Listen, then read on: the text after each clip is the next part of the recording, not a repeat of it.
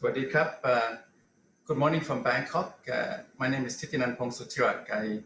I'm going to moderate this session we have today on the geoeconomics and geopolitics, geopolitical power plays, the major powers in Southeast Asia. And welcome everyone who's tuning in. This is a rescheduled event from 2 weeks ago. We had a bit of an uninvited interference. So we are paying more attention, I think, now to cybersecurity. We'll make sure that won't happen again. But today we have a Facebook Live via ISIS Thailand Facebook, so you can follow there. And subsequently, we will also have the YouTube video recording of this session. We have a good lineup today. In a way, we're just going to pick up where we left off a little bit. I want to thank the panelists again for joining us for the second time. In particular to Professor John Blackstone, because he just made a great presentation last time, but then it was kind of interrupted. So we hate to have to ask you to kind of do that again, recast. But there's been some significant events since then. There's been a suspension of the strategic economic dialogue between Australia and China in the interim, since we had our last session that was interrupted. We have the same lineup of speakers, and the bios are available, so I'm not going to go into all the details, but I want to now kind of steer this discussion with three kind of broad guidelines. These are not strict, we don't have to adhere to them, but as a way of maybe directing the discussion a little bit for our audiences. We have about 2 hours, we have 5 speakers, and by the way, this is a panel, which means that it's all male panel, but let me assure you it's based strictly on availability, and we've had other invitations sent out, and these are the speakers that we have for today. ISIS Thailand also has had women, which means all women panel before in the past, so it's not an issue for us. These are the 3 broad points that I would like to propose that we can maybe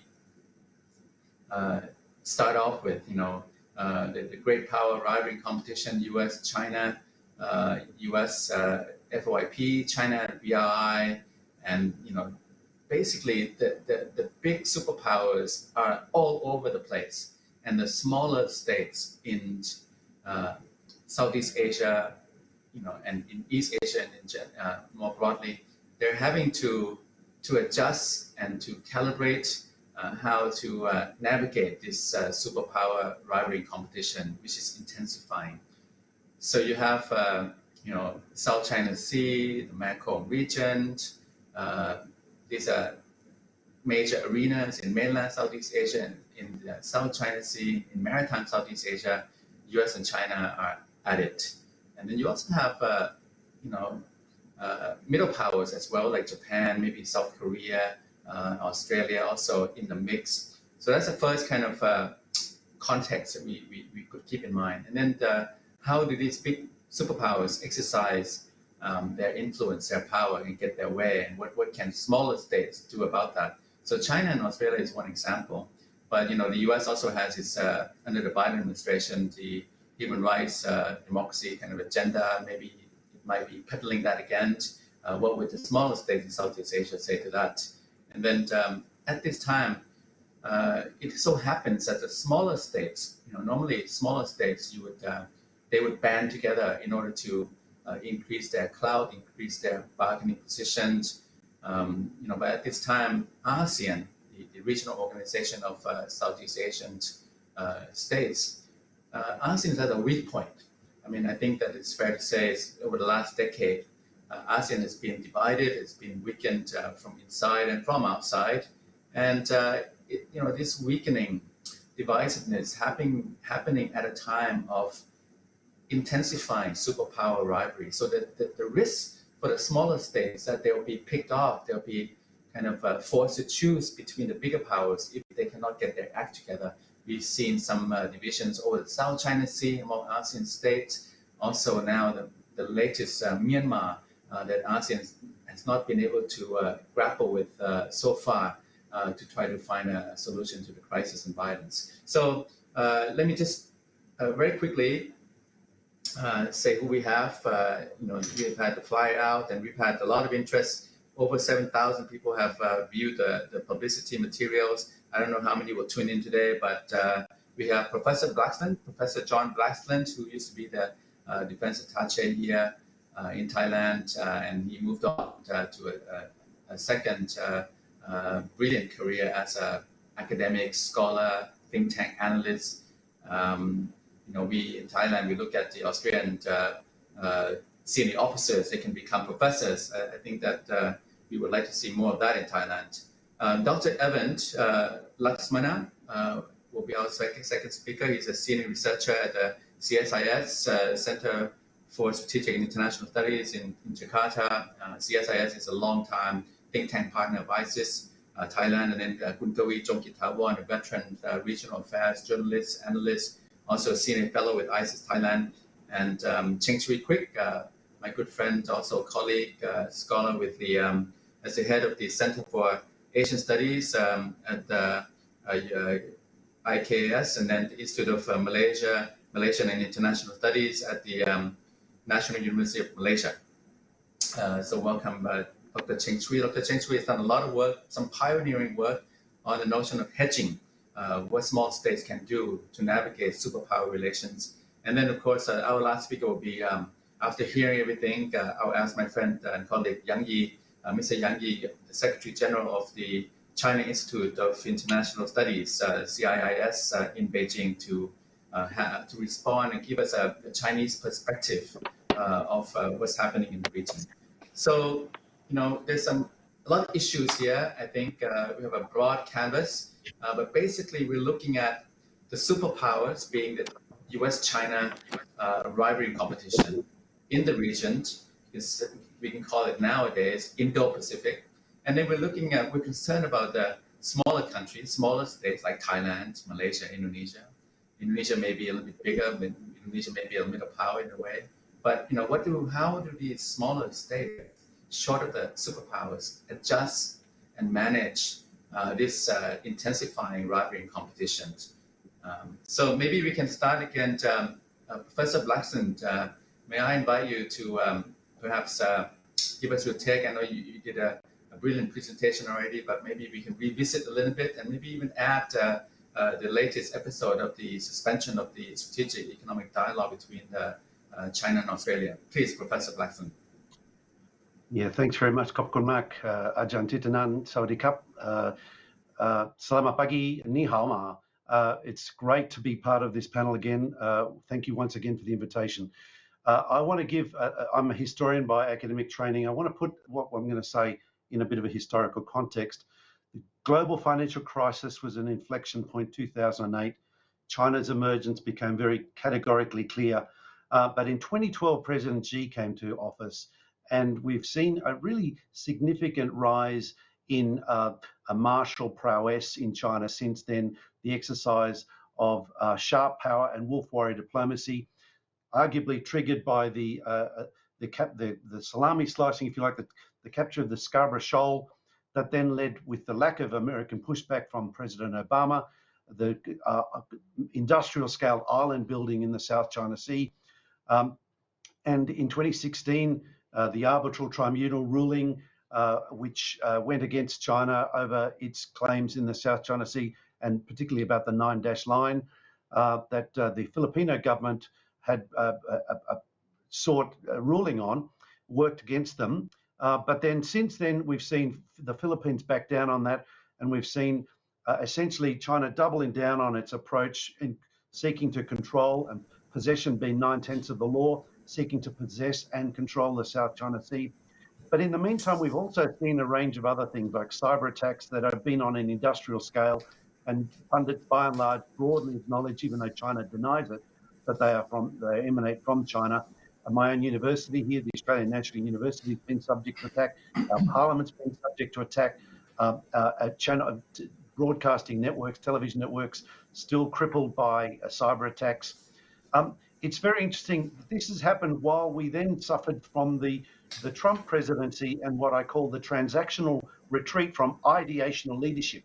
this country that was instrumental in setting up the United Nations and many of the global instrumentalities that we rate, the World Trade Organization, World Health Organization, that was an advocate for the Trans-Pacific Partnership, withdrew from this. Now, since then, of course, we've seen the Biden presidency come back, but there's real concerns as to whether or not the Biden presidency can sustainably reverse the trends that President Trump instigated. In the meantime, in Australia, we reacted in 2017 with a foreign policy white paper, which I call Australia's Plan B. Essentially, we didn't want to walk away from the alliance, but we saw it as being much more precarious. And so that involved reaching out to Asean, reaching out to the Pacific, reaching out to India and Japan and Korea and the European powers as well, and basically anyone who would talk to us. And we saw at that time also the then Prime Minister of Australia, Malcolm Turnbull, who had been very positive about trade and engaging with China, become quite agitated about China's coercive seeking domination in our space. And those were the words he tended to use. Then, of course, that was then topped on by the pandemic and Australia calling out for an inquiry about the origins of the pandemic, which clearly got pushback from China. There was real concerns about transparency and China's unwillingness to go there. And I guess, Australia could have handled that much better, arguably. We should have gone for strength and unity. We should have gone for like-mindeds to work together with us to actually own that and then present that to China, because there is clearly strength and unity. Now, interestingly, though, conversely, one would have thought that a thicker-skinned China might have said, hey, let's own this. Let's go with that suggestion. Let's make it work. And let's actually completely work through that narrative and make sure that we prevent a possible recurrence of another pandemic. But it's not the approach China chose to take, which is unfortunate. Now, what we've seen in Australia, though, is a bipartisan agreement to both challenge and coexist with China. Now, the rhetoric in the parliament is only different around the edges because substantively they've both taken this side. And in the meantime, in reaction to a certain extent to Australia's push unilaterally for an investigation into the origins of the COVID-19 pandemic, we've seen China's 14 angry charges, which is blaming Australia for everything. We've had sanctions over beef, barley, wine, coal, and so on.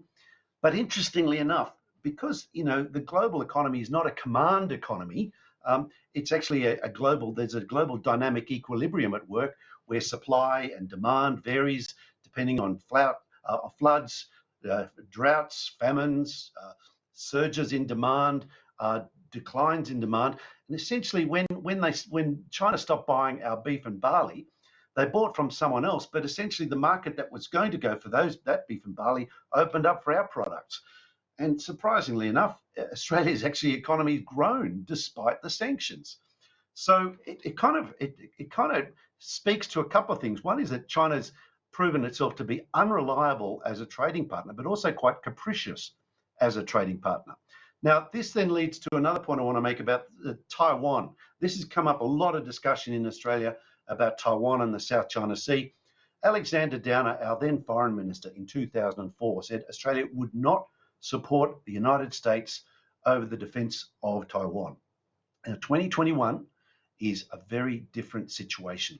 Much of that, I would put to you, is because of China's worrying assertiveness. There is a strong desire in Australia to maintain the status quo, and China's actions are speaking louder than the words of Xi's Boer Declaration of only a couple of weeks ago in Hainan Island.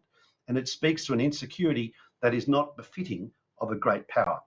So one of the things that, as an intelligence analyst in one of my previous incarnations, was when you're looking at capabilities of a foreign power, you look at capability and intention.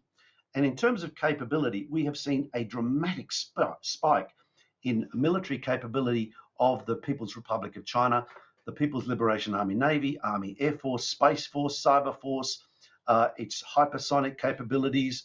It's grown at the rate where the French Navy's been replicated once every few years. So, and no one else is matching that.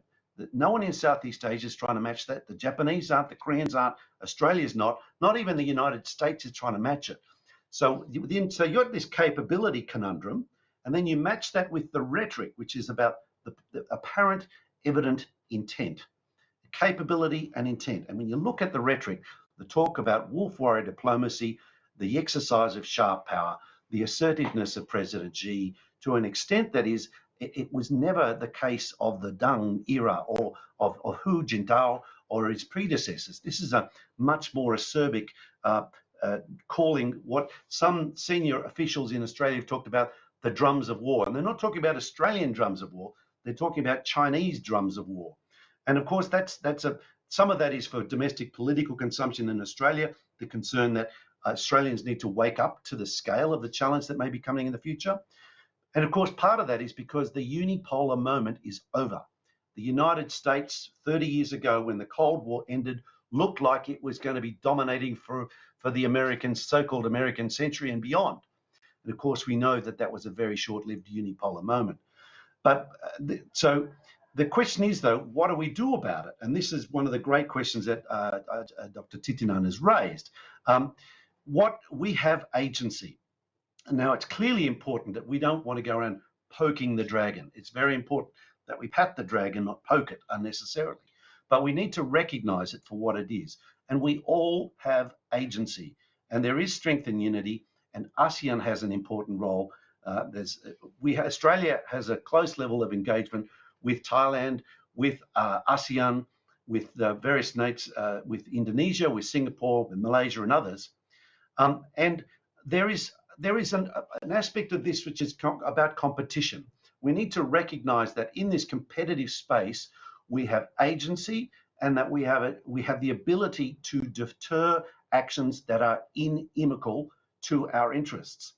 The Chinese strategist Sun Tzu described the acme of skill is to defeat your adversary without fighting. I would put to you that China is afraid of war and wants to avoid war, but will happily speak rhetorically about war in a hope of achieving that Sun Tzu-like acme of skill.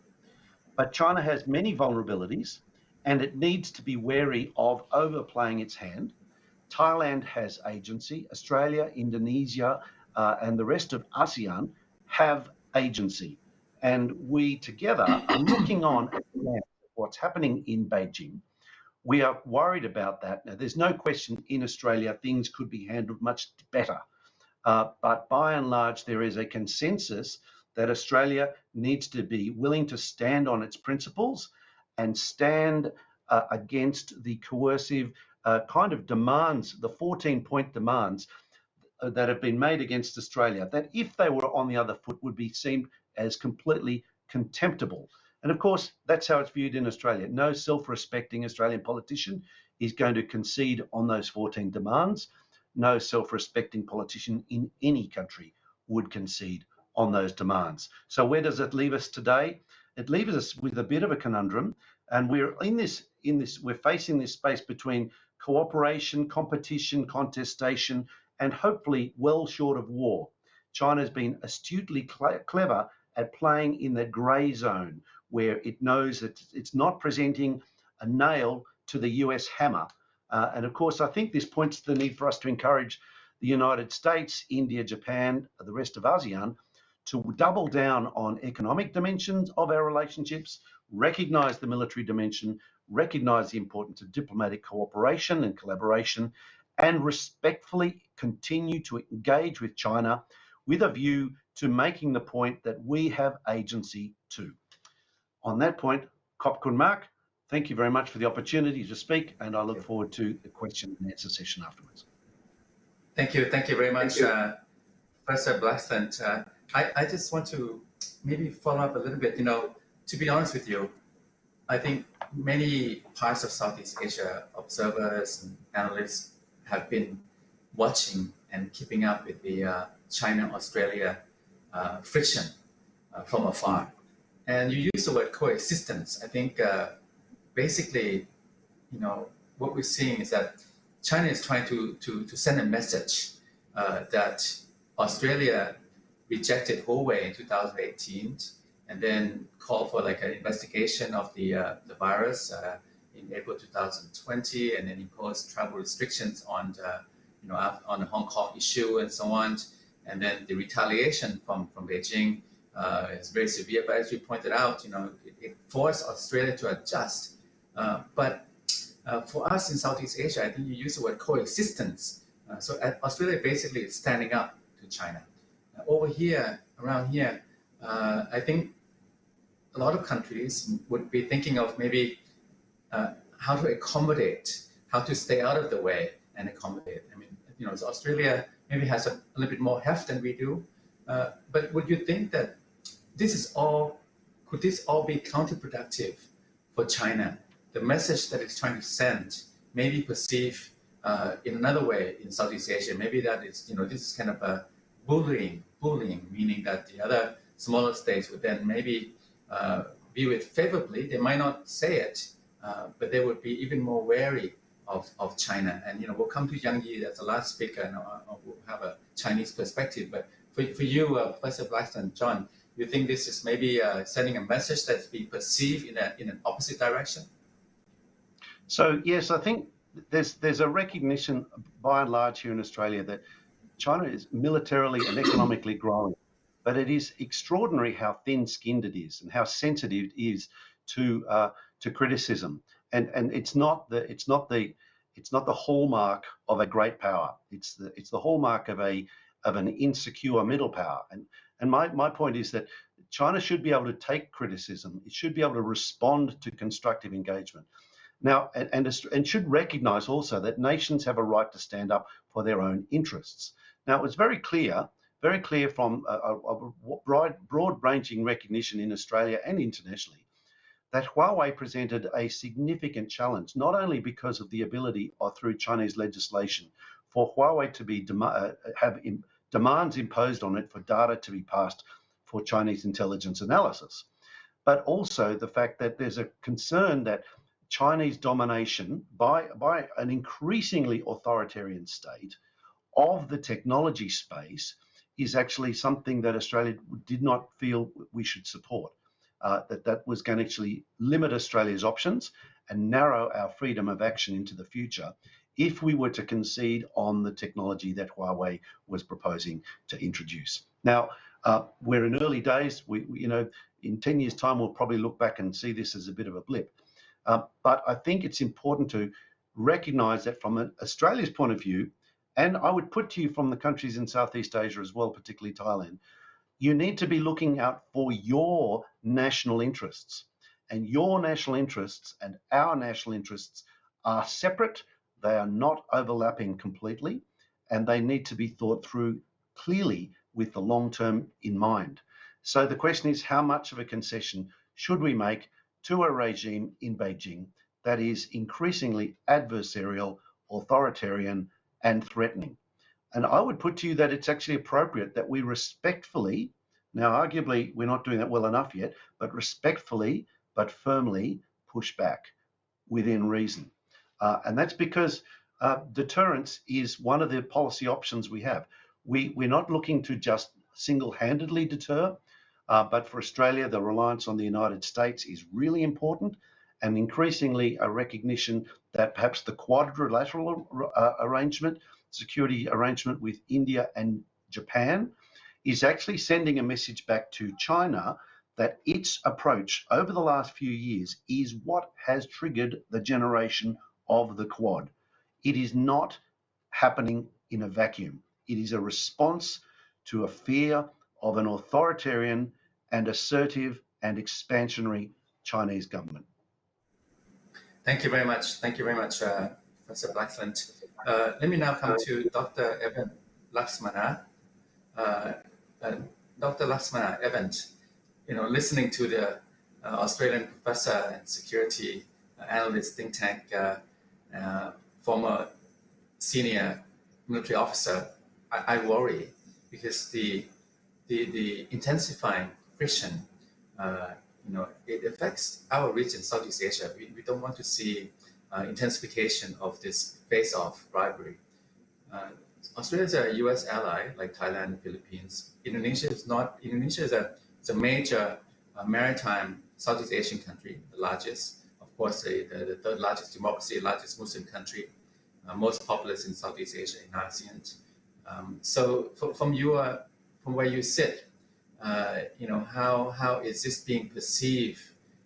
China's role and influence, and we'll come to the U.S. in a bit for mainland Southeast Asia. But is it how do we navigate? How do we treat, and what do we do when there's a fight going on? Dr. Laxmana, Evan. Thank you again for the opportunity to share some of my thoughts this morning. Going back to the earlier question of how do we view what's going on right now, I think in general, and this just not just for Indonesia, but also for the rest of the region, looking at what John was saying earlier and looking at the situation for the last few years, I think it is true that the intensifying US-China strategic competition, I think, is creating a vortex for the regional countries. And that vortex, I think, is making us choose whether we like it or not, both at a rhetorical level or from a policy standpoint. We are being made to, if not pick a stand rhetorically, then at least in terms of policies, we have to make a choose. So we have to choose some options with regards to the US-China vortex.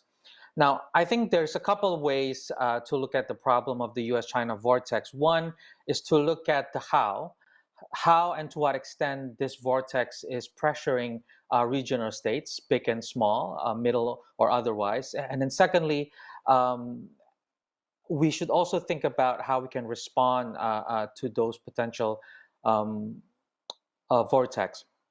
I think in general, the US-China vortex is making regional countries choose in a couple ways. First, when you look at the venues and the issue areas, it's increasingly all over the place, from economic policies to security policies, from multilateral venues to bilateral venues. I think whether we like it or not, the US-China strategic competition in its various labels are part of the agenda. And I think this goes into the three mechanisms, I think, in which regional countries are being sucked into the US-China vortex.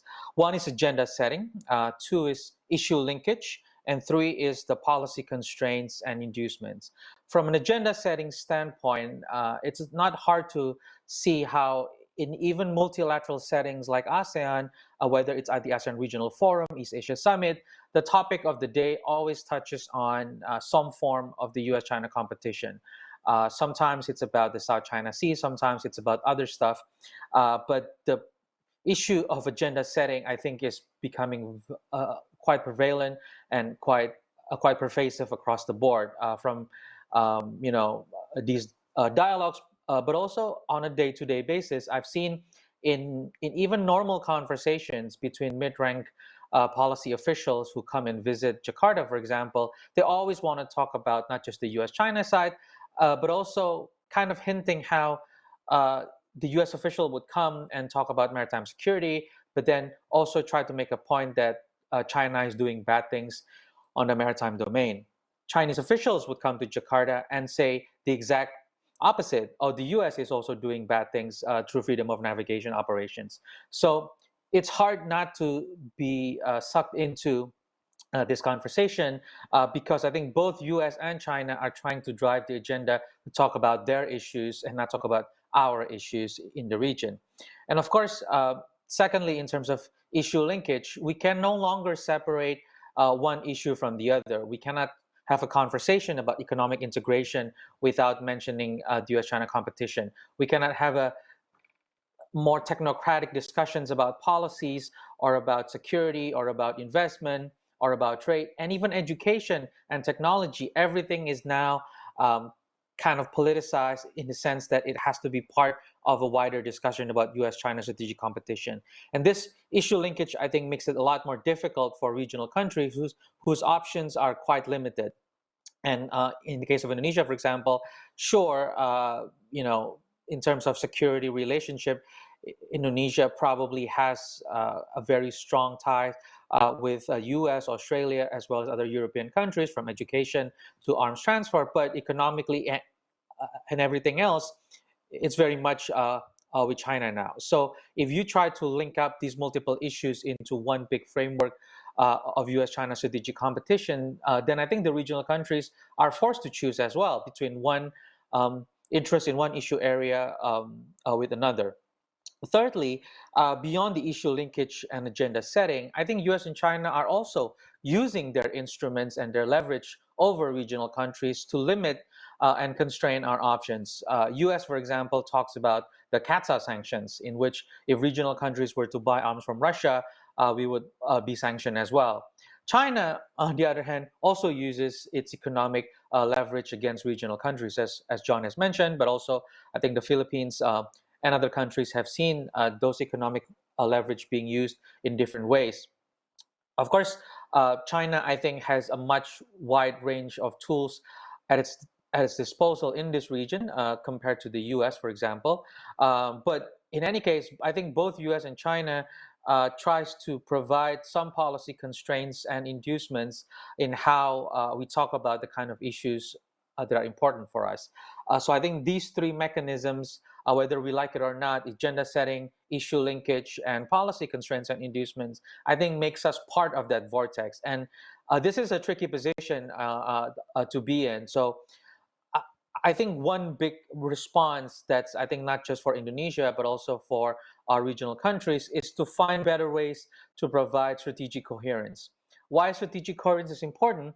Because if you can separate the debate between a moralizing discussion about rules-based order, which one is authoritarian, which one is based on universal values. So if you can separate those moralizing discussion, and if you look at the key interests of regional countries, including Indonesia, at the heart of that interest is the autonomy to define our own interests.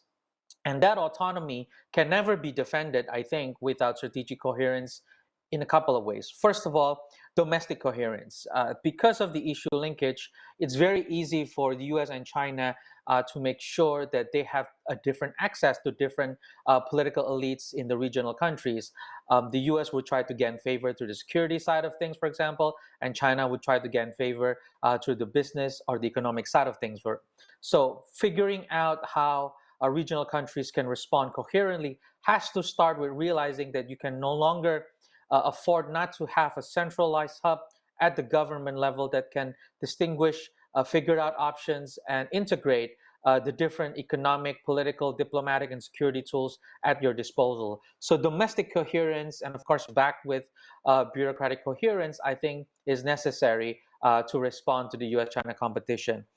Secondly, at the wider level beyond domestic, I think it's also important, particularly through ASEAN, that regional countries can have strategic coherence at the international level. To what extent can we ensure that that the agenda that we bring forth is coherent between one country and another within the ASEAN framework, for example? I think it's important. If US and China can push for different agenda within ASEAN, I think that spells the end of ASEAN strategic coherence. And this is where I think there's a strong linkage between how and to what extent are you coherent at the domestic level can translate into what extent you can be coherent at the regional level. And I think this is where the biggest challenge lies for regional countries in Southeast Asia. The US and China will always do what the US and China do, which is they will compete with one another, they will focus on different values, different interests, and they will try to create their own spheres of influence in their own version. So our job in responding is not to simply get them to stop doing that, because we cannot get them to stop doing that. Their own concerns are structural. What we can do is to respond in a much more coherent way, both at the domestic and international level. Thank you. Okay, thank you very much, Dr. Laxmana. That was well put. I think comprehensive, and the agenda, the issues linkage, and also the inducements and incentives by the superpowers. But what you're saying is that basically the ground is moving. It used to be a cliche. We used to say that don't force us to choose, don't force us into choose. But I think the ground has been moving, and we're at a point now, as you have covered comprehensively, that all roads lead to choice. More and more roads lead to choice. that perhaps is becoming unavoidable. To that extent, you said about strategic coherence. You can also, use the word also autonomy. So one answer that to kind of get away from that is to have a regional autonomy, a regional isolation, if you will. Now, does it matter, Evan, what kind of domestic regime there is? Does it matter if it's a more autocratic, authoritarian, or does it matter that is it more democratic, more pluralistic? Whether this or that state would be able to reach some kind of a strategic coherence, autonomy regionally? Does it matter? I personally don't think it matters. I think if you look at some countries like Vietnam, for example, who is not a democratic country by most measures, it can still provide some coherence. Indonesia is claiming itself as still a pretty decent democracy, flaws and all, but yet we have a very incoherent China and U.S. strategy. So for me, it's less about regime type and more to what extent the policy making system is robust and coherent and is there and being backed by all the political authorities necessary. So it shouldn't matter what the regime type is. The regime type matters in terms of messaging. The regime type matters in terms of instruments and tools at your disposal, in terms of long endurance to fight a much longer strategic competition, sure. But when it comes to the coherence of policy making, I don't think it should be necessary to have a one type of regime over the other. But without that a strategic coherent system at the policy making level, then it doesn't matter what your regime is if you don't have a way to integrate the tools and your instruments to deal with the US-China strategic competition. Okay, thank you. Let me just use that pillar, that dimension of the domestic regime to transition to Kun Kawi Chongkitawan, senior fellow with ISIS and long time observer analyst of regional affairs. The U.S., at one point, President Biden was talking about the summit of democracies, Kun Kawi, and he has reintroduced the human rights democracy agenda, and they talk a lot about democracy and human rights now. And in the past, almost like the Obama time, Trump did not emphasize so much this human rights democracy agenda, but it's back in the Biden. And the U.S. also has been, having its own kind of way of peddling and pressuring countries to go along with its own values-based agenda.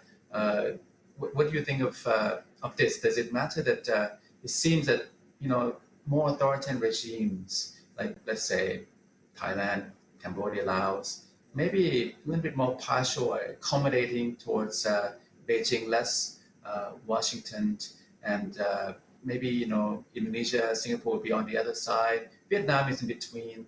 What would you say to this? The U.S. also has its own agenda. Is it being peddled? And is there some enticements and inducements from the U.S. from Washington vis-a-vis the smaller states in Southeast Asia? Well, thank you very much, Ajahn Titinan. I think you raised a very important question. Not only Thailand, I think all members of ASEAN community have to answer. I think Biden has created a unique situation for ASEANs to engage the major power. I mean, not only China and also European Union, of course, the United States. And I think this will play out in key issue.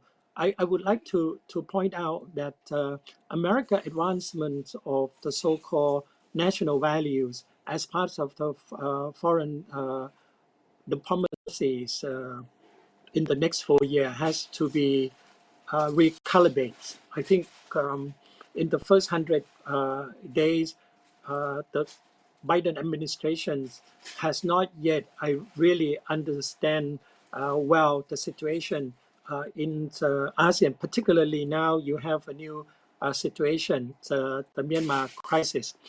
I would like to relate to what Dr. Titinan has raised into three key basic issues that will demonstrate how ASEAN will interact with both United States and China in this area. Number one is the Mekong sub-regional cooperation. Number two is the Myanmar crisis. Number three is the fight and recovery from the COVID-19. This will illustrate how these two powers interact with the region. First of all, the Mekong sub-region. This will be a new contestation area between the U.S. and China strategic competition. I don't want to frame all the issue within the ASEAN's context, within the China-U.S. competition, but the way we react will tell you very much that ASEAN is playing the role of bridging between major power, sometimes playing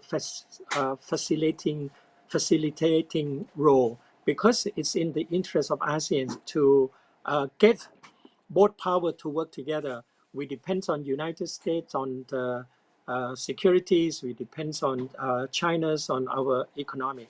Now let's look specifically on the Mekong sub-region. In the past 5 years, China has done a lot of progress. Some of the programs are not perfect, but they benefits the lower riparian country nonetheless.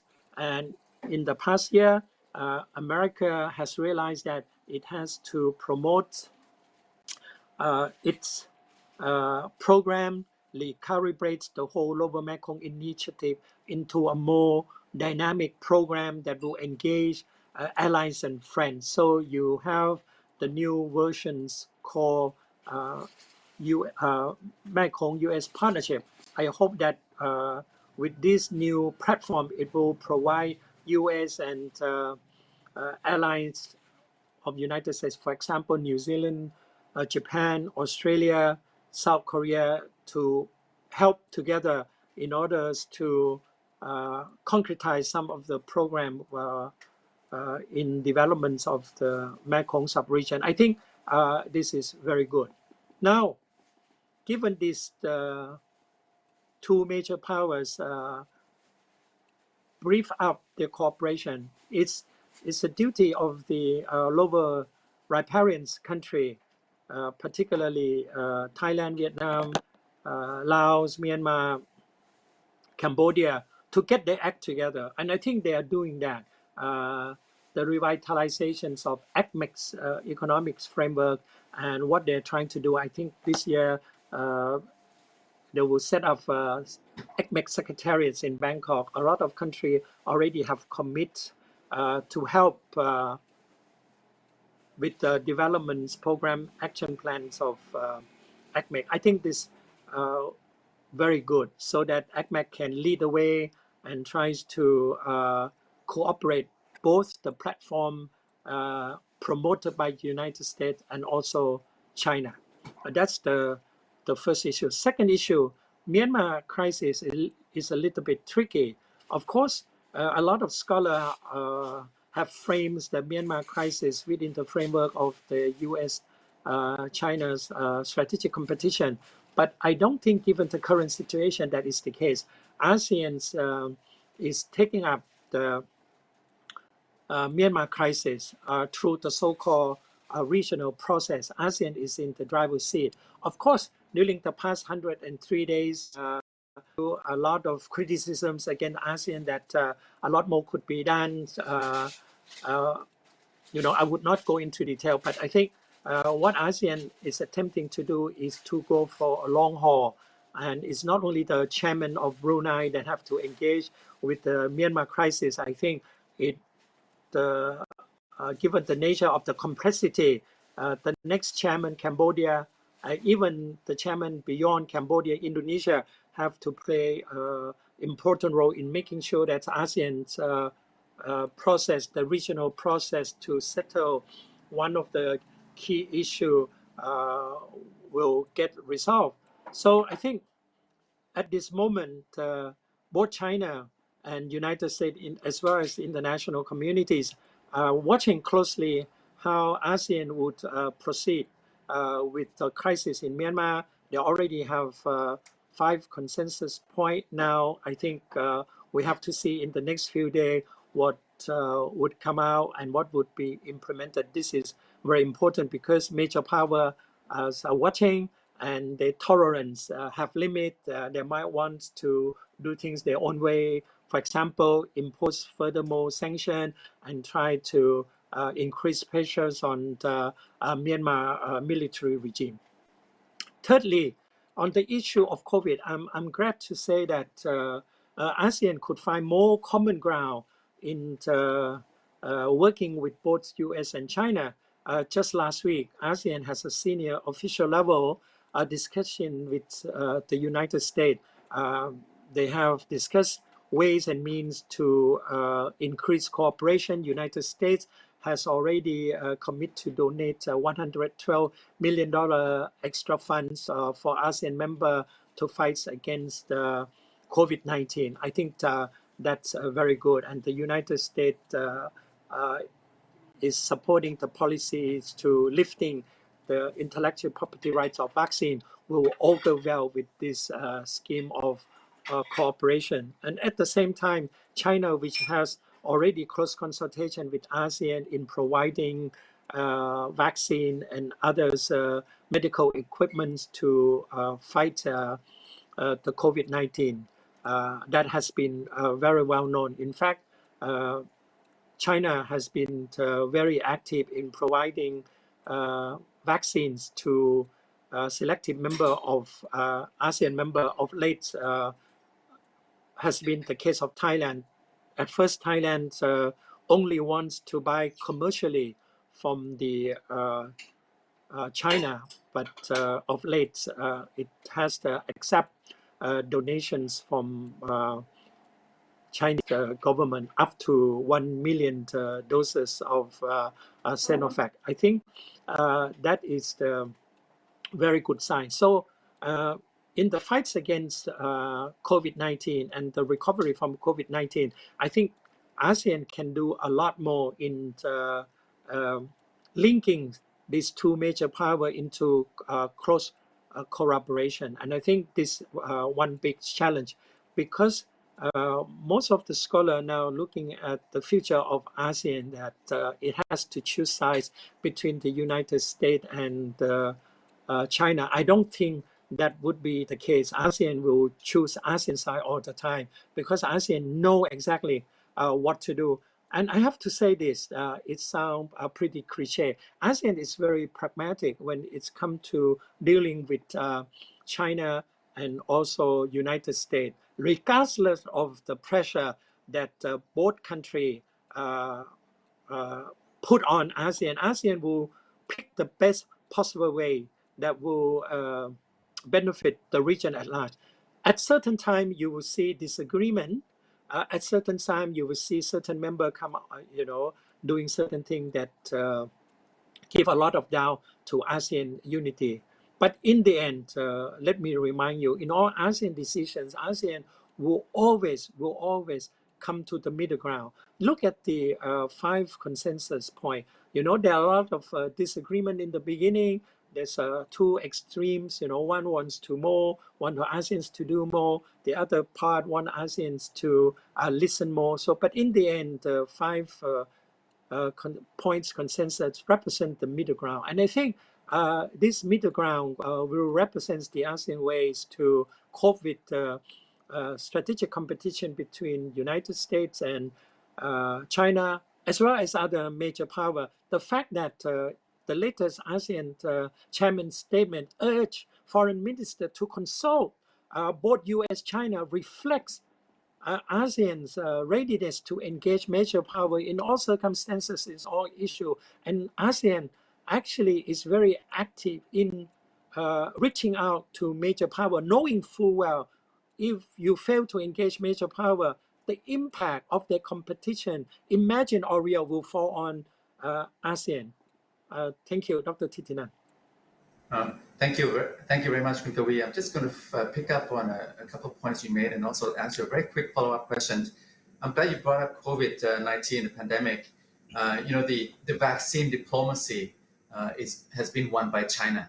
we've had Chinese vaccines all over Southeast Asia, not so much in the Myanmar and Vietnam, but certainly Laos, only Chinese vaccines, Thailand, Sinovac, Laos, Sinovac, Sinopharm, Cambodia, also Chinese vaccines. So basically, this is a window. The US has I think, most recognized best vaccines for COVID-19 in the world. Pfizer, Moderna, maybe Johnson & Johnson. This is a window for the US to show a bit of a vaccine diplomacy. Of course, they have some funding help now, and then maybe a patent waiver on the vaccine. But I'm just wondering why in Washington, what they're doing, why don't they send some vaccines over like the Chinese have been doing? So I think the Chinese have done very well on this one, vaccine diplomacy.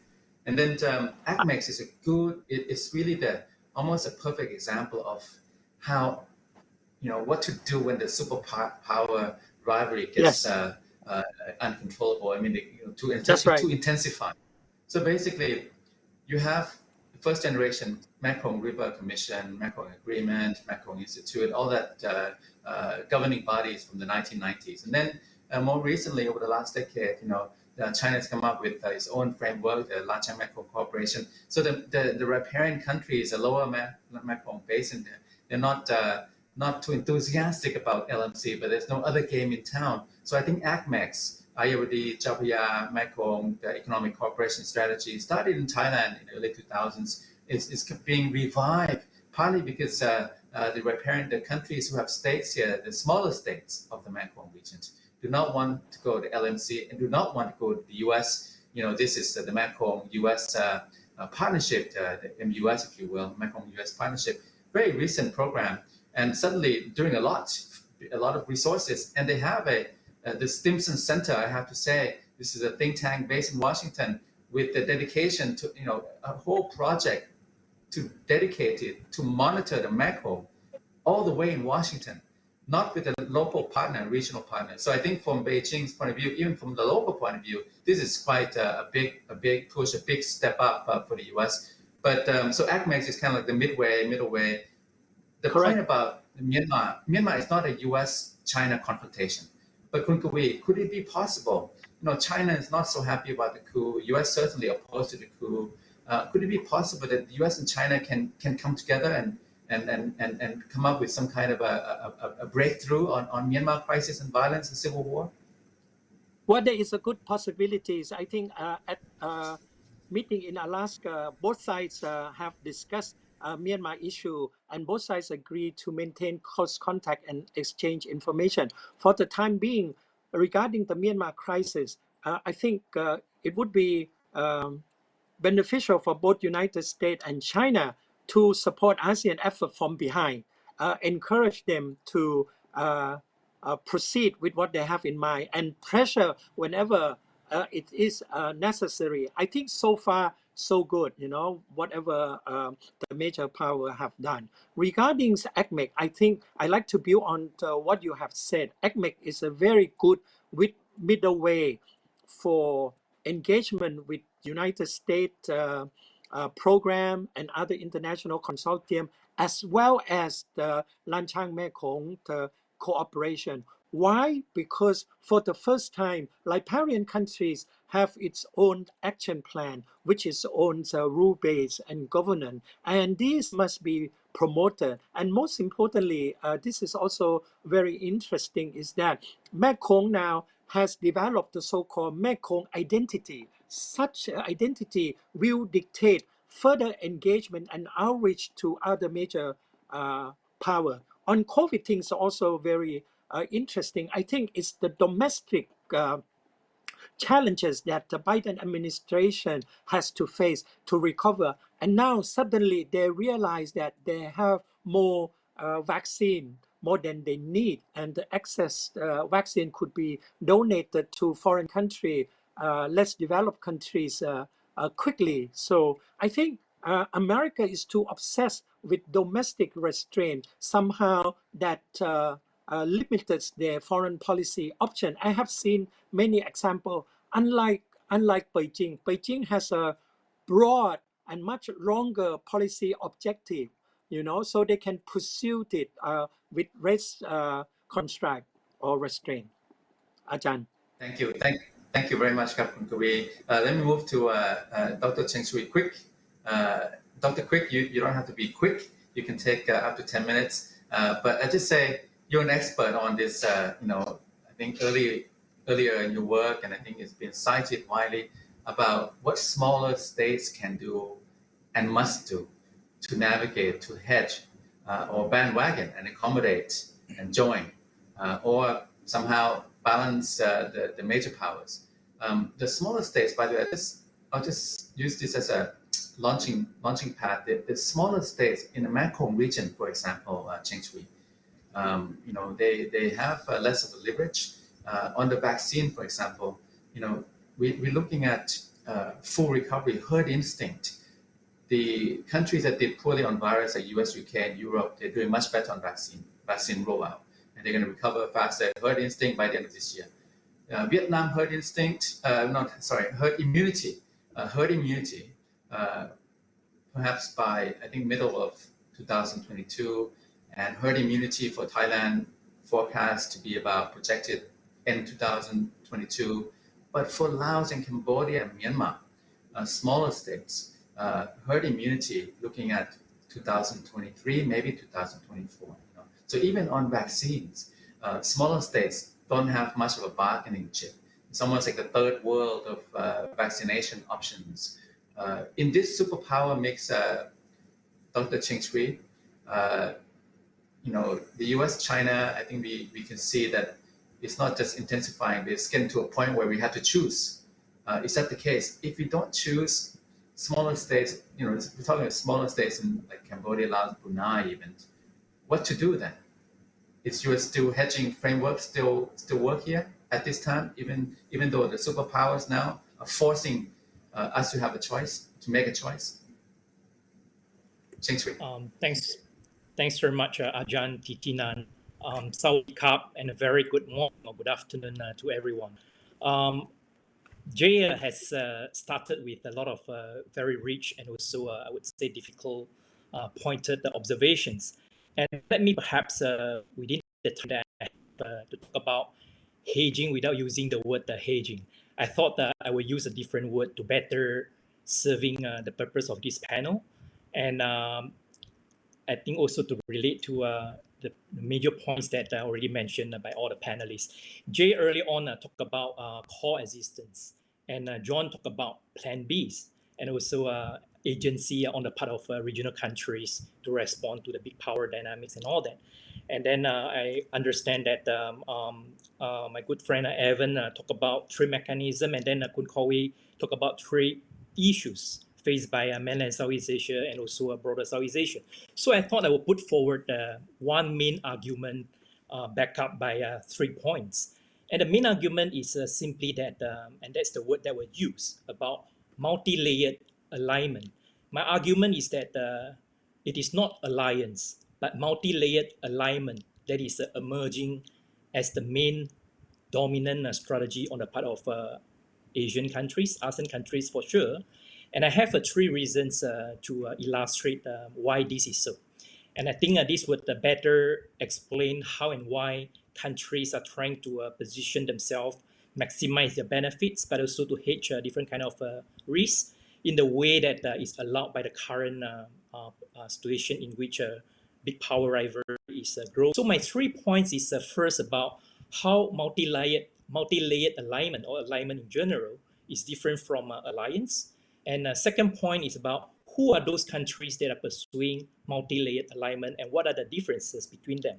And then third and also finally, I want to highlight 3 main reasons that drive and also limit this phenomenon of multi-layered alignment in Asia. So first thing first about alignment, the difference between alignment and also alliance. I think there are a number of differences. Alliance involve a military cooperation with mutual defense commitment. Your security problem is my security problem. And alignment do not generally entail a mutual defense agreement. And then another difference between alignment and also alliance is that alliance has to be about mainly military cooperation. Alignment can encompass both military and also non-military. And then the main difference between alliance is that it focuses on one single power, anchoring power like the kind of hub and spokes that we have seen. US is the hub. And alignment, you can actually develop multiple set of partnerships and also a cooperation with multiple actors, different domain, also a different level for whatever purposes that you have in mind. And clearly not all interstate cooperation or partnerships can be categorized as alignment. But generally, you do see the emerging alignment that we are seeing within and also within ASEAN and also beyond can be described as alignment in the sense that it involves high level consultation. It involves also institutionalized, it's not ad hoc, but institutionalized strategic mechanism. And more importantly, you could also see some collaborated and also elaborated cooperation beyond one domain. It is not just necessarily about defense, but it can be a spillover to development and also other domains. So this is the conceptual part that helps us to understand that multi-layered alignment is different from alliance in the sense that you can some countries can even pursue multi-layered alignment by sticking to some alliance by adding more layers of interstate partnership cooperation that involve institutionalized mechanism and so on and so forth. And who are those countries? And that's my second point. Who are those countries that pursue multi-layered alignment? And there are differences among them, of course. You could see there are three main groups. First is the Quad member countries, US, Japan, Australia, and also India. You could see that these countries are developing a multi-layered alignment in the sense that in addition to the Quad level cooperation, they are also developing the bilateral and also a multilateral layer of partnership within a Quad. And the second group are those non-Quad but Indo-Pacific supporters and also collaborators, primarily those in Europe, either individual countries or EU as a group. We are anticipating an important document about Indo-Pacific in September, issued by EU as a group. And the third group of countries that are pursuing very active multi-layered alignment are those in ASEAN in general, but you could also see that to some extent, countries like, for example, South Korea is also pursuing multi-layered alignment with similar reasons and also scope of partnership that shared with the ASEAN countries. And also second group of countries are pursuing this multi-layered alignment primarily driven by values and things that I think John elaborated a lot. And I think to some extent Evan cautioned against about, but it's primarily by driven by democratic values to push back China. And the preferred partners are primarily those so-called quote-unquote like-minded countries who are ready to stand up against China. And third group is very different from the first and also second group in the sense that it is not necessarily just driven by democratic liberal or not necessarily driven by China. In fact, there is a wide factories that have pushed these countries, ASEAN countries, and also other related countries to pursue this multi-layered alignment in the way that to address the kind of multiple risks that they are seeing. China maritime problem is clearly one of those, but it's not necessarily only or definitely not the principal one. And there are multiple other risks and also challenges that are more to do with domestic. I think Jay and also Corey mentioned about the domestic situations faced by all countries in the region and also beyond because of the coronavirus situation. And clearly economic revival is also another big challenge by all ruling elites of the region. And there are other non-traditional security issues as well. So all these multiple risks push and also convince these smaller countries in ASEAN region and beyond that multi-layered alignment is necessary because of multiple mechanisms, multiple partnership are needed in order to address the kind of multiple challenges that we are seeing, which brings me back to the third and also my final point, the three main reasons that explain or drive this emerging multi-layered alignment. So domestic reasons is clearly the most important driver and have already elaborated. And there are two other important issues that explain why countries in Southeast Asia, smaller countries in Southeast Asia, has avoided clear-cut alliance, but have chosen to emphasize multi-layered alignment. So one big factor is that there is a diverging threat perception among ASEAN countries and also the first and also a second group of countries that I have described, in the sense that we do not necessarily see the China threat as the biggest threat. We see also multiple risks and also challenges.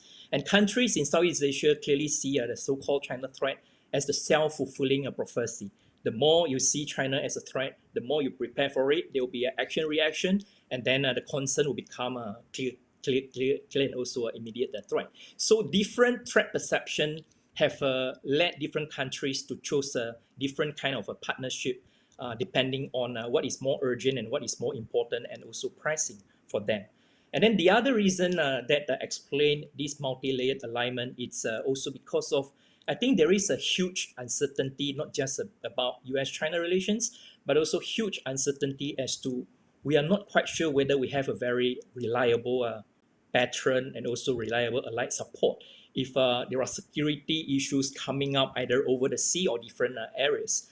I think everybody realized that the very unpredictable US policy during Trump years has opened strategic Pandora's box in the way that we are all thinking about plan Bs. So I completely agree with what John mentioned earlier on, but I think we have different layers of plan Bs in order to pursue and also mitigate this uncertainty. Some alignment, it's being emphasized much more than others, Quad for the Indo-Pacific members and also partners. But for ASEAN countries, ASEAN-based institutions are clearly the main important basis of a partnership, but it is now being also added and also enriched by multiple layers, either at the sub-regional, bilateral, and also a multilateral level. With that, let me stop my presentation. Back to you, Jane. Thank you very much, Cheng Chui. Alliance, more codified, more formal. So, but in the case of Philippines and Thailand, you can have both, which is alliance and also growing alignment intentions. So it's not exclusive, not the plan A. I think that you brought up a good point about everyone is having plan B as a reaction to the Trump years, especially those who were closer to the US. But just a kind of a follow-up, do you think that the Indo-Pacific, you mentioned the Quad, ASEAN, Indo-Pacific, this is the main arena now, Indo-Pacific. Even the EU has a strategy, has launched papers following from France and Germany and the Netherlands, now the whole EU. So Indo-Pacific is a main game in town now. Is it desirable for ASEAN? Is it advisable to include the EU in the mix? Cheng Chui. Yeah, sure. I think clearly those are really kind of structural factors in the sense that it's beyond us, right? We can't really, ASEAN countries, smaller countries cannot really express whether certain things are desirable or not desirable, rather than we just accept it as it is. And then everything that is happening, like for example, Indo-Pacific dynamics on the part of Quad and also beyond the non-Quad members are clearly the kind of top-down processes that bring us both opportunities and also challenges. So we just accept and also respond as it is. In a sense that I think ASEAN countries in general, we want to leverage more countervailing forces to constrain China, but without entrapping us into the kind of Cold War 2.0 issues. But at the same time, we're very cautious to avoid being entrapped and being perceived as a part of the so-called anti-China coalition. And hence, I think ASEAN countries have come up with different mechanisms. First is that we come up with, thanks to Indonesia's leadership, we have come up with the ASEAN outlook on the Indo-Pacific.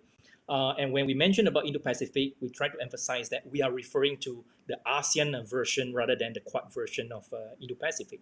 And we are also cautious in the sense that we do not want to overly or openly support and express enthusiasm about this whole event of Quad and also Indo-Pacific, but we do it selectively.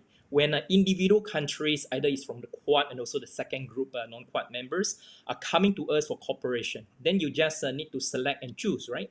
It's capacity building, it's about things that will enforce our position on international law and so on and so forth.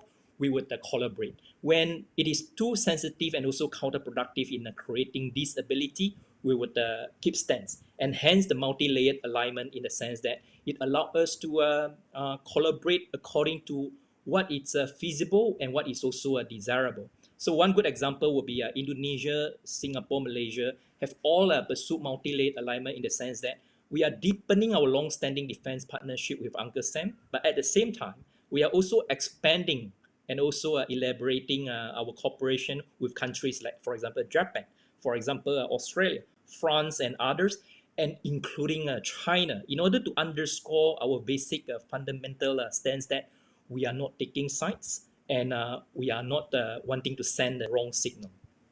I hope I addressed your Okay, question. thank you. So on the logic of your multi-layered alignment, I think ASEAN would most likely be receptive to the EU's approach and overtures and intention to join the Indo-Pacific frame.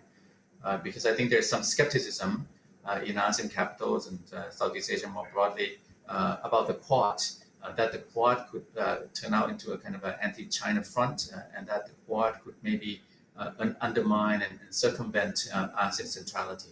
Let me now move to Yang Yi over there in Beijing.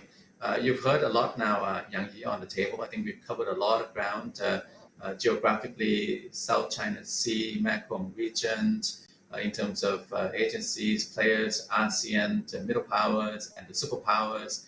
And we also mentioned, we touched on both China's instruments of statecraft, if you will, maybe inducements, enticements, incentives. Some may call it coercion.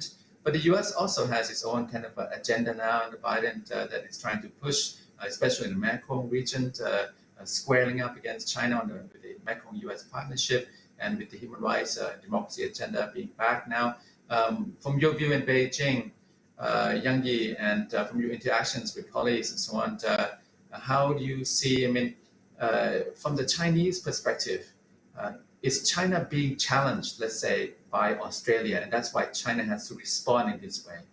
And does China intend to keep going in this way in order to send a signal to other smaller states in the region? What is going on there? What is behind the Australia-China relationship, but also more broadly China ties with Southeast Asia, ASEAN? Yang Yi. Well, good morning.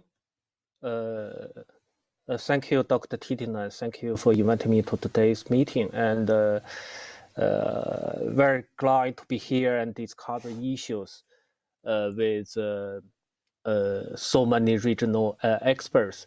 Before I, answer the question raised by the Dr. Titina, I would like to say something, share with my perspective on the Sino-US relations based on Perwine's full colleagues' early remarks and analysis.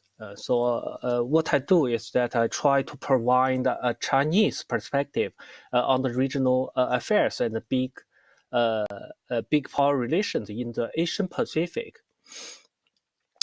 Well, I think that the background is that as the world struggling against the shock waves from the profound change in international landscape compounded by the once-in-a-century pandemic, so we face pronounced challenges to international peace and security. So this year, 2021, so the global epidemic of COVID-19 continued to spread. The economic recession, people's livelihood encountered huge challenges.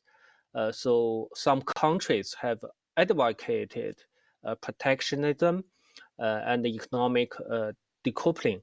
So the world has entered a period of turbulence and change. This is the background of right now, and this is call for joint efforts from both regional and global level. So since the Biden administration took office, I think that the Sino-US relations stand at a key moment and face a new opportunity and new challenges. So the whole world is watching very closely as to where this relationship is hiding. I think for China and the US, it's also a task to restore the relationship to a predictable and constructive track of development, and to build a model of interaction between the two major countries that's focusing on peaceful coexistence and win-win cooperation. So I think they have some, good news. Early this year, as you may all aware, that the Chinese President Xi Jinping and President Biden have had a very important phone call just in the eve of the Chinese New Year. So the phone call set the direction for the bilateral relations. And then the China and the US top diplomats met in Alaska to conduct the strategic dialogue in March, and the two countries finally face to face, talking about the global issues. And also recently, China and the US also issued a joint statement on addressing the climate change, climate crisis. President Xi Jinping attended the leaders' summit on climate change at the invitation of President Biden, demonstrating that China and the US commitment to working together to address global challenges. So I think there's the good news that all I said that is there is an opportunity for cooperation between the two big powers, but we still have some things uncertain. Well, the new U.S. administration has described China as its most serious competitor, and a recent interview with the Financial Times early May, and the U.S. Secretary of State Blinken stressed that China and the U.S. have very clear common interests in many areas, and hoped the two sides through dialogue to reduce misunderstanding. He described that China and the U.S. had, the relations is covered the characteristic of 3C: confrontation, competition, and cooperation, which are also the characteristic of the relationship between the two countries.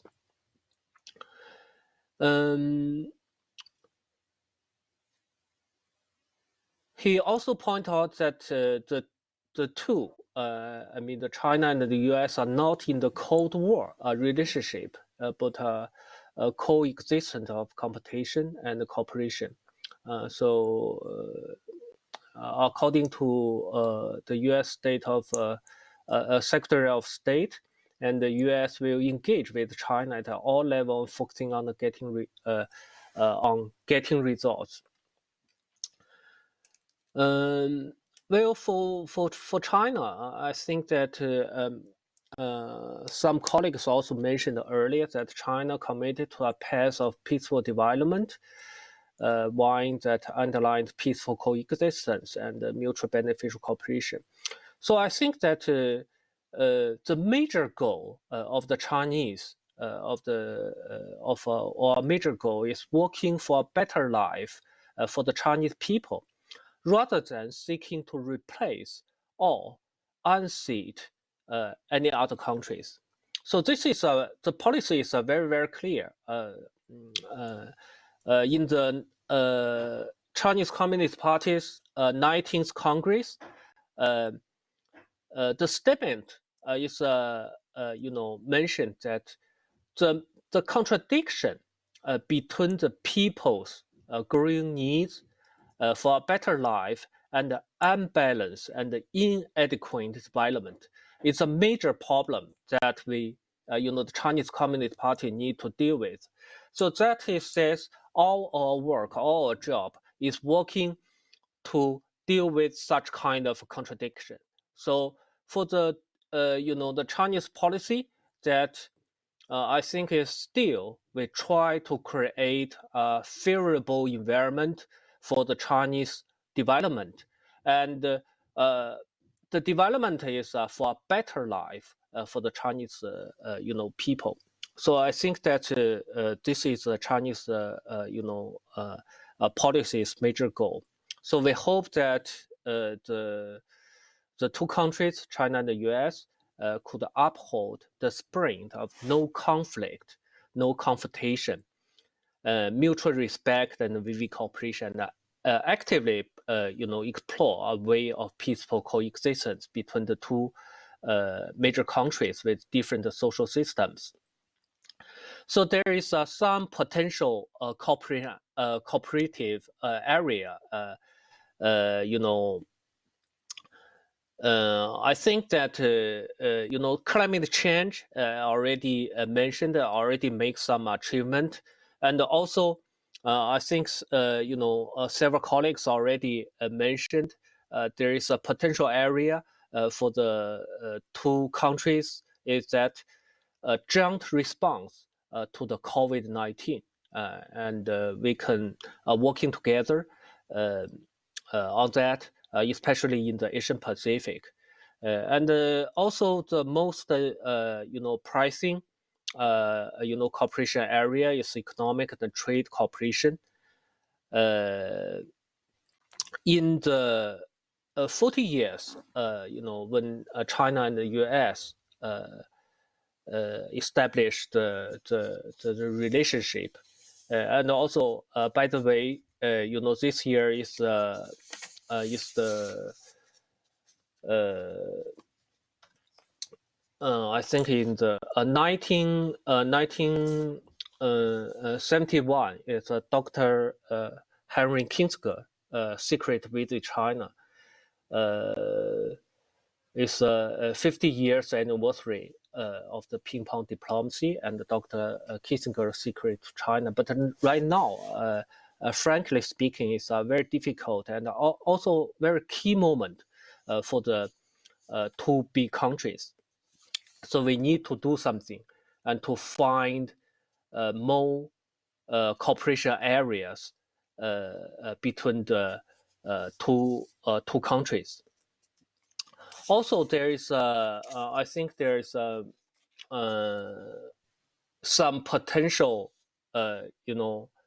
area that may raise some difficulty or conflict. First, I would like to say that it's quite normal for the two countries are not at all on many fronts, because we have a different system, a different culture, different history. But the U.S. has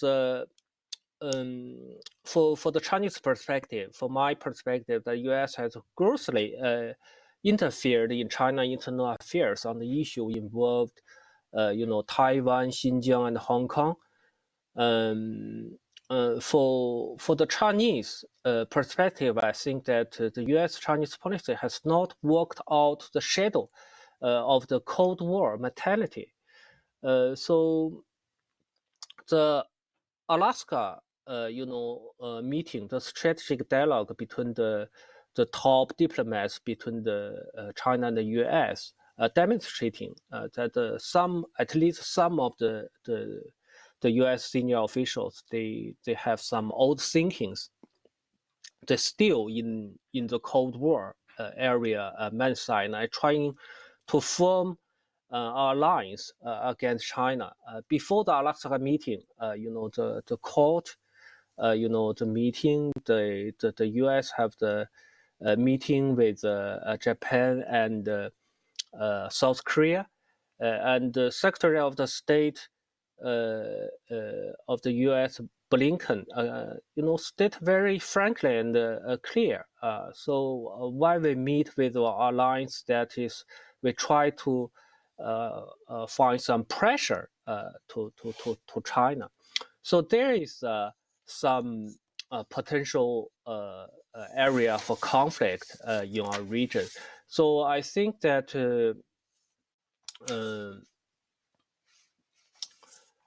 For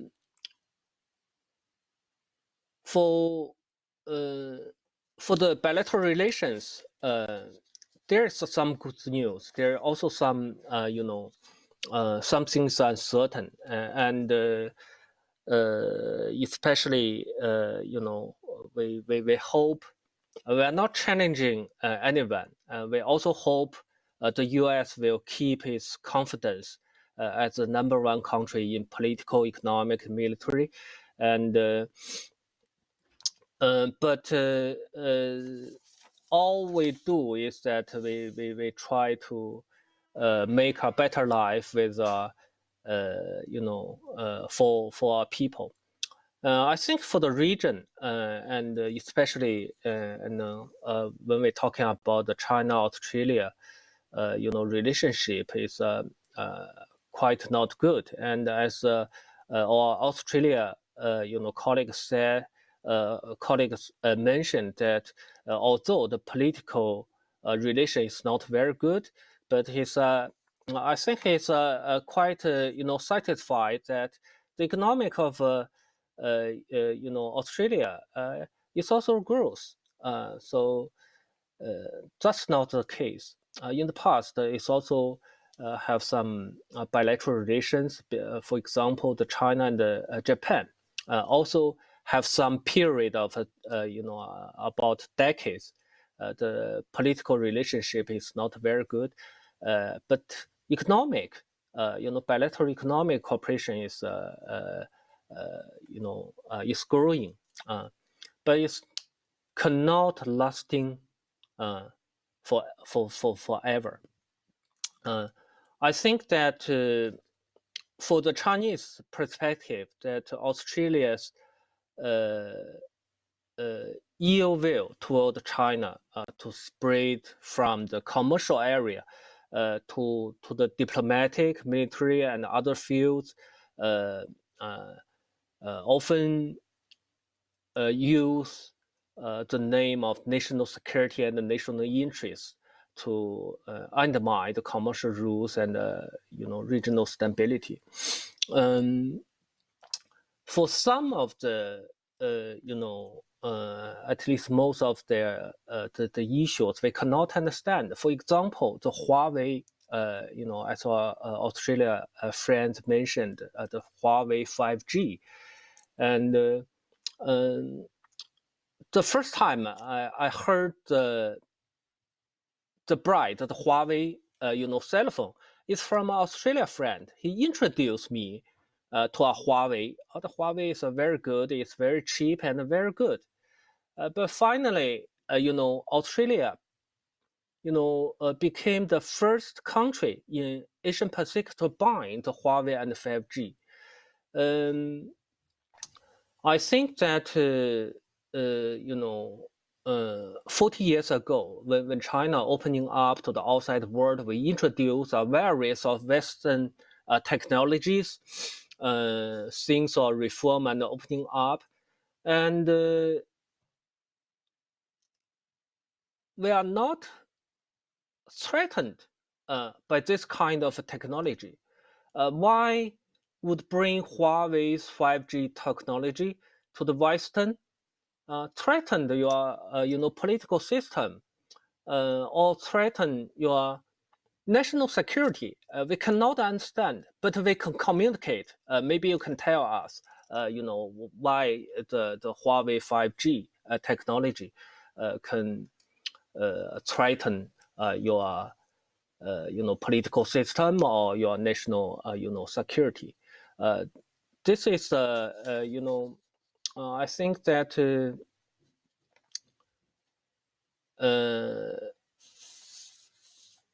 Alaska, meeting also demonstrates that the mutual respect is also very important. We respect and not challenging the U.S. Interests in the region, but in the meantime, we hope that the U.S. could also respect China's, political system and the development, the people's rights for the development. I think it's This is quite normal.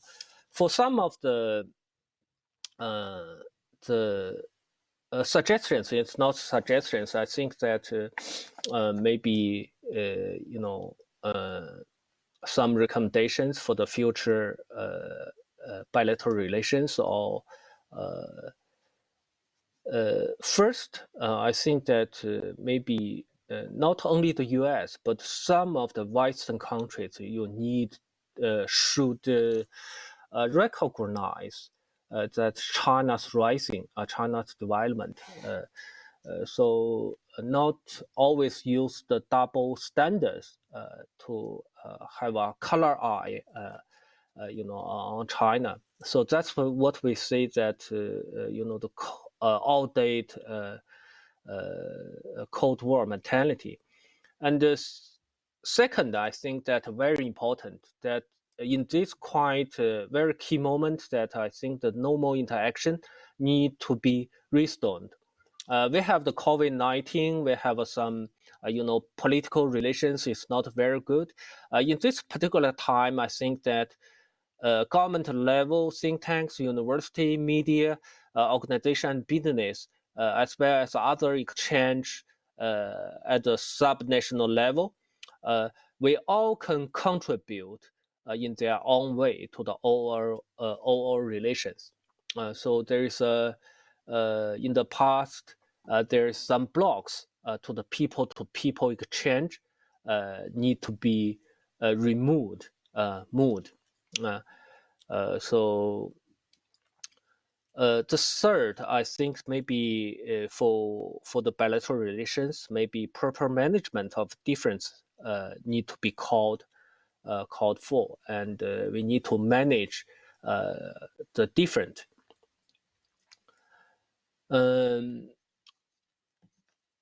Lastly, I think that as a big powers, the U.S. And big countries and also China need to be find more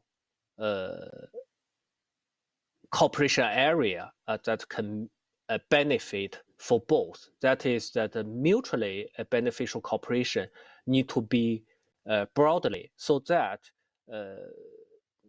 we can find a sound and good relationship and can benefit not only for the bilateral relations but for the Asian Pacific region.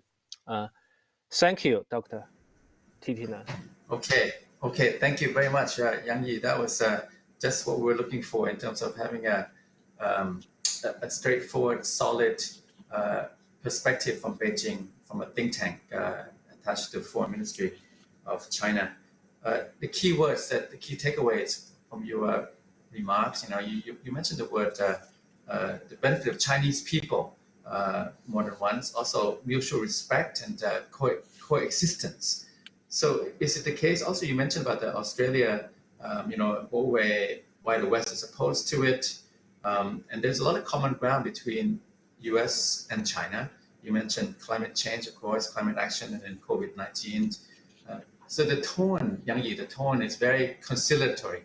So is it the case that China is looking for its own action, its own prerogatives within its own sphere of existence? Is it the case that China perceives the US as interfering in its sphere of existence? Is that the case? I'm going to do this. We have limited time. The floor now is going to be open soon for audience questions, comments. We already have a couple, but I want to go around the speakers a bit and to see if anyone has 1-2 minutes of reactions to what has been said by other speakers. I know John, you'll go first, and then others are also welcome to contribute, to join in. Just for a minute or two, just as a quick reaction, and we'll broaden the conversation. Please, John. Yeah, thank you. That was really great. Thanks, Yang Yi. That was terrific. There's 4 things. Why does it threaten Australia? It's because 5G technology with Huawei provides the People's Liberation Army and the People's Republic of China with the prospect of being able to reach in and control information within Australia and access information and extract it from Australia and use it for its political purposes back in Beijing in interest in a way that is not consistent with Australia's interests. So that's really what it boils down to. 5G is very, very powerful, and allowing China to dominate in that space was seen as putting in Australia in a compromising position.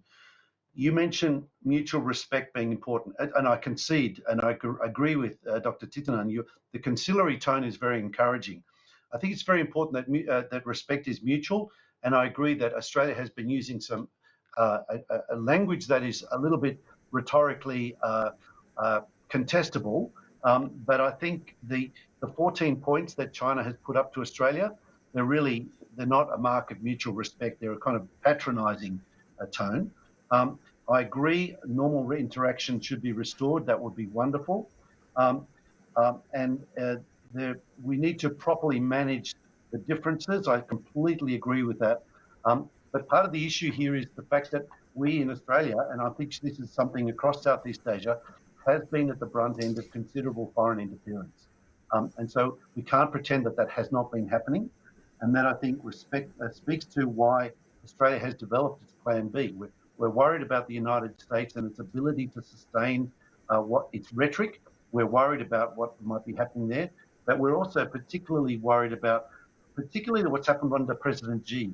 It's really surprisingly adversarial and authoritarian tone, coupled with the incredible spike in Chinese military power and the rhetorical ambitions, which are very disconcerting. So we all agree, and I think we can definitely agree, it would be good to find points of mutual respect, to find restore a restoration of normal interaction, and to give up on this kind of playing this kind of game with trade. I think we've seen in the last 6 to 12 months that it doesn't work. It's counterproductive. China misses out on getting great Australian wine, barley, wheat, beef, etc. We still get to sell it because other people will buy it. If we in Australia were to tone down our rhetoric, it would be nice to see China tone down its rhetoric as well, and to actually play in a bit more. It's interesting, I don't quite understand. China's so powerful. Why you have to be so worried about perception? You're powerful. Everybody knows that. Let's just don't be so insecure. Just be more magnanimous. And I think we can all get along. We can all trade. We can all have a very prosperous future. We need each other. Australia sells what you guys need. We like what you make. We buy it off you in lots of quantities. I think we should move on. We should look to some reconciliation. And I think the whole neighbourhood would be happy about that and help us. And now here's another thing. This picks up on what Gawi said. Really, we want to solve the problems like in Myanmar. Nobody wants to see ASEAN unravel. We don't want to see Myanmar fall into a deep hole. Evan Laksamana talks about Indonesia. Indonesia's Foreign Minister Retno Marsudi has done a fantastic job trying to muster ASEAN support for a resolution of Myanmar. Wouldn't it be great if China and the United States collaborated on getting Myanmar to change its way? And here I think Thailand has a role to play. Prime Minister Prayut, probably the closest international leader to Min Aung Hlaing in Myanmar, he is very well placed to convince Min Aung Hlaing to make concessions, to back down, to help ASEAN work, resolve the crisis, and move on from the past and the atrocities we've seen and find resolution. Thanks very much. Okay, thank you, John. As a general to a general, they have a close relationship, but on the other hand, as a military to military, they also have some common ground. So there's a dilemma, but I think it's a good point. I want to kind of broaden the conversation and involve some audience participants, but let me just go back to Yang Yi very quickly. From what John Blackson has said, Yang Yi, could this de-escalate? I mean, there's been a lot of escalation starting from 2018, and then the Huawei. I think Huawei is there's a shared perceptions, not just in Australia but elsewhere too, that there's a lack of trust, Yang Yi. There's a lack of trust, and it goes into the technology as well. So that's something that out there. But there are two other issues. I mean, the inquiry, the investigation of COVID and the Hong Kong or the what's happening inside China. That's something that I think the sticking points I think would be for China, to be investigated for the virus. Yang Yi, what would you say? I mean, is there a way to de-escalate the Australia-China, back and forth retaliations? It's damaging to both. In fact, we have one question from the audience saying that from Thanapinan in Thailand, RA with ISIS Thailand, saying that it's really damaging. It must hurt Australia, right? All these bans and tariffs and so on. So it's not helping either one. Both sides, both countries are suffering from this back and forth retaliation. Yang Yi, is there a way to kind of de-escalate that? Well, I think that first, thank you, John, for your remarks, and I think it's very good to exchange views on that. We are talking about the Huawei, the 5G. We can have a different perspective. For the Chinese, and Huawei is good, and 5G is it's very good.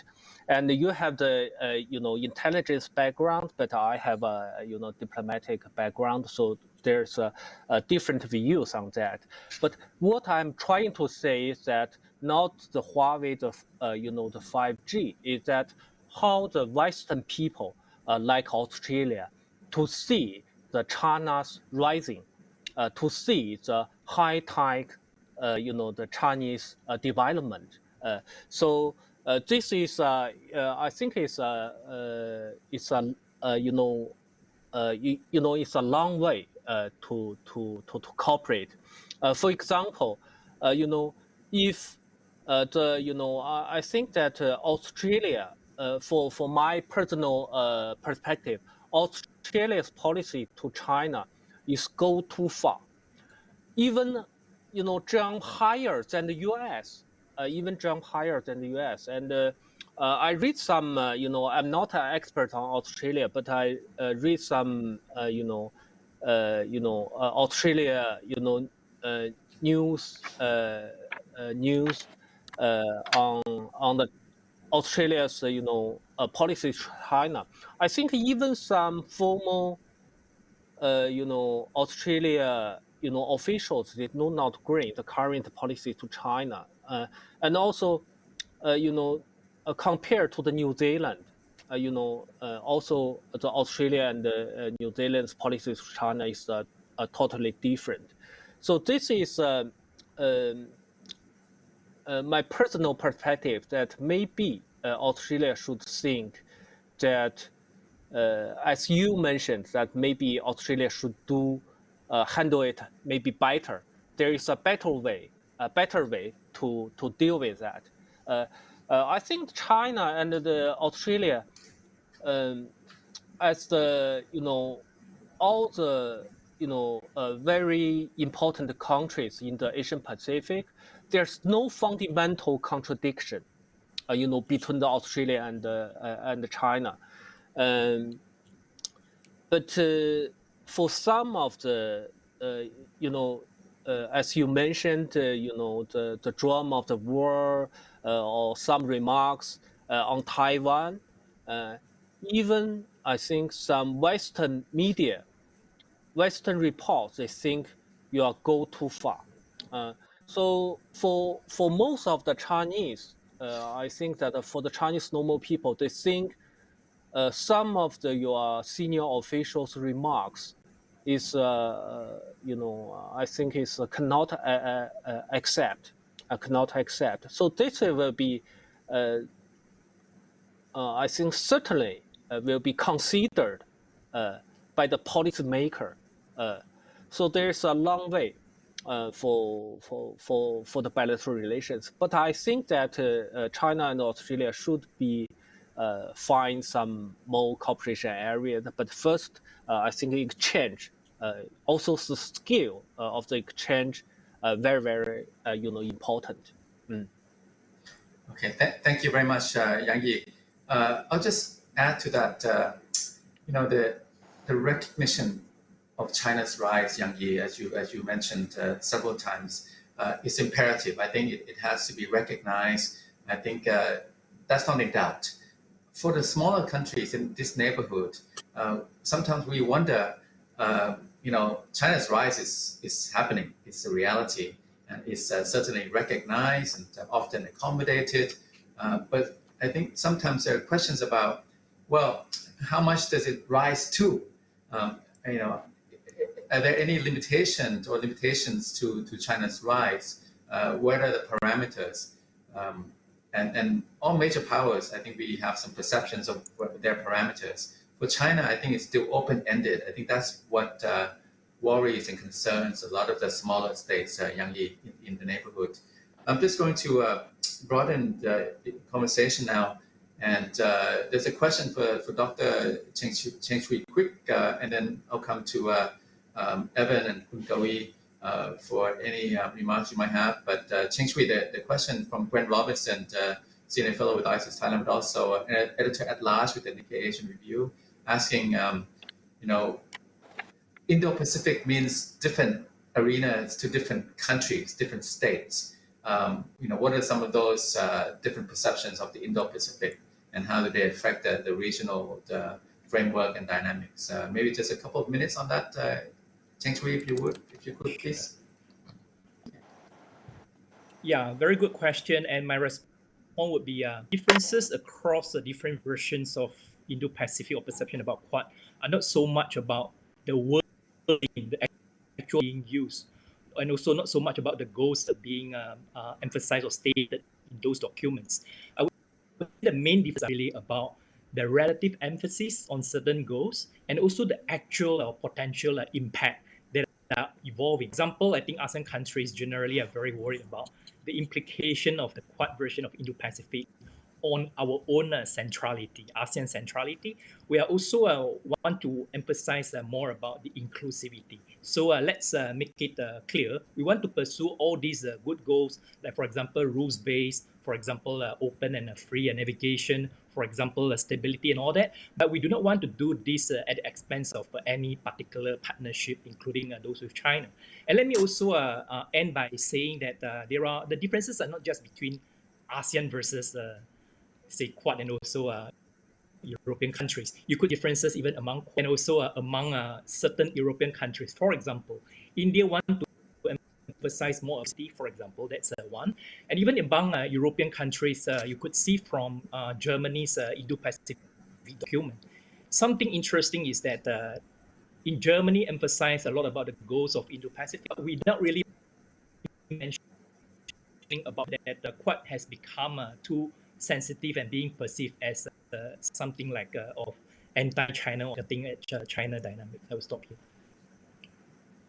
Okay, thank you, Cheng Shui. Maybe Evan, would you like to come into the mix? Indonesia.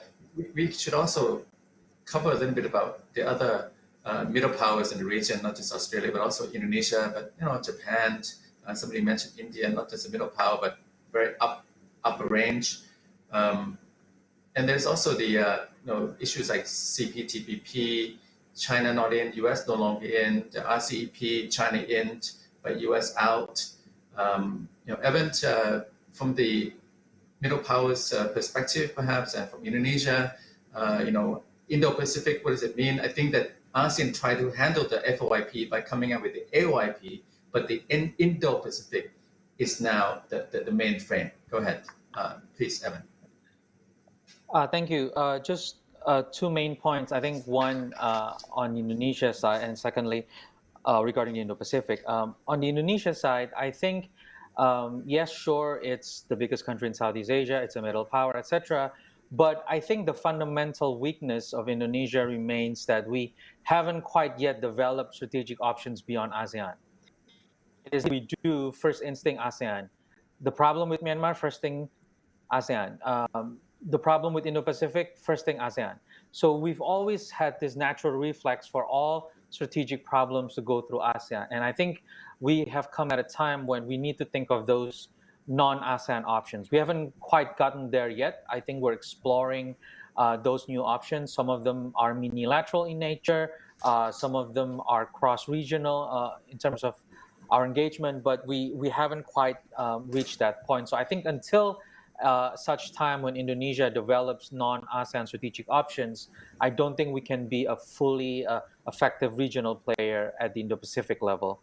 And this goes back to the point regarding the different conceptions of the Indo-Pacific and how we came about with the ASEAN outlook on the Indo-Pacific.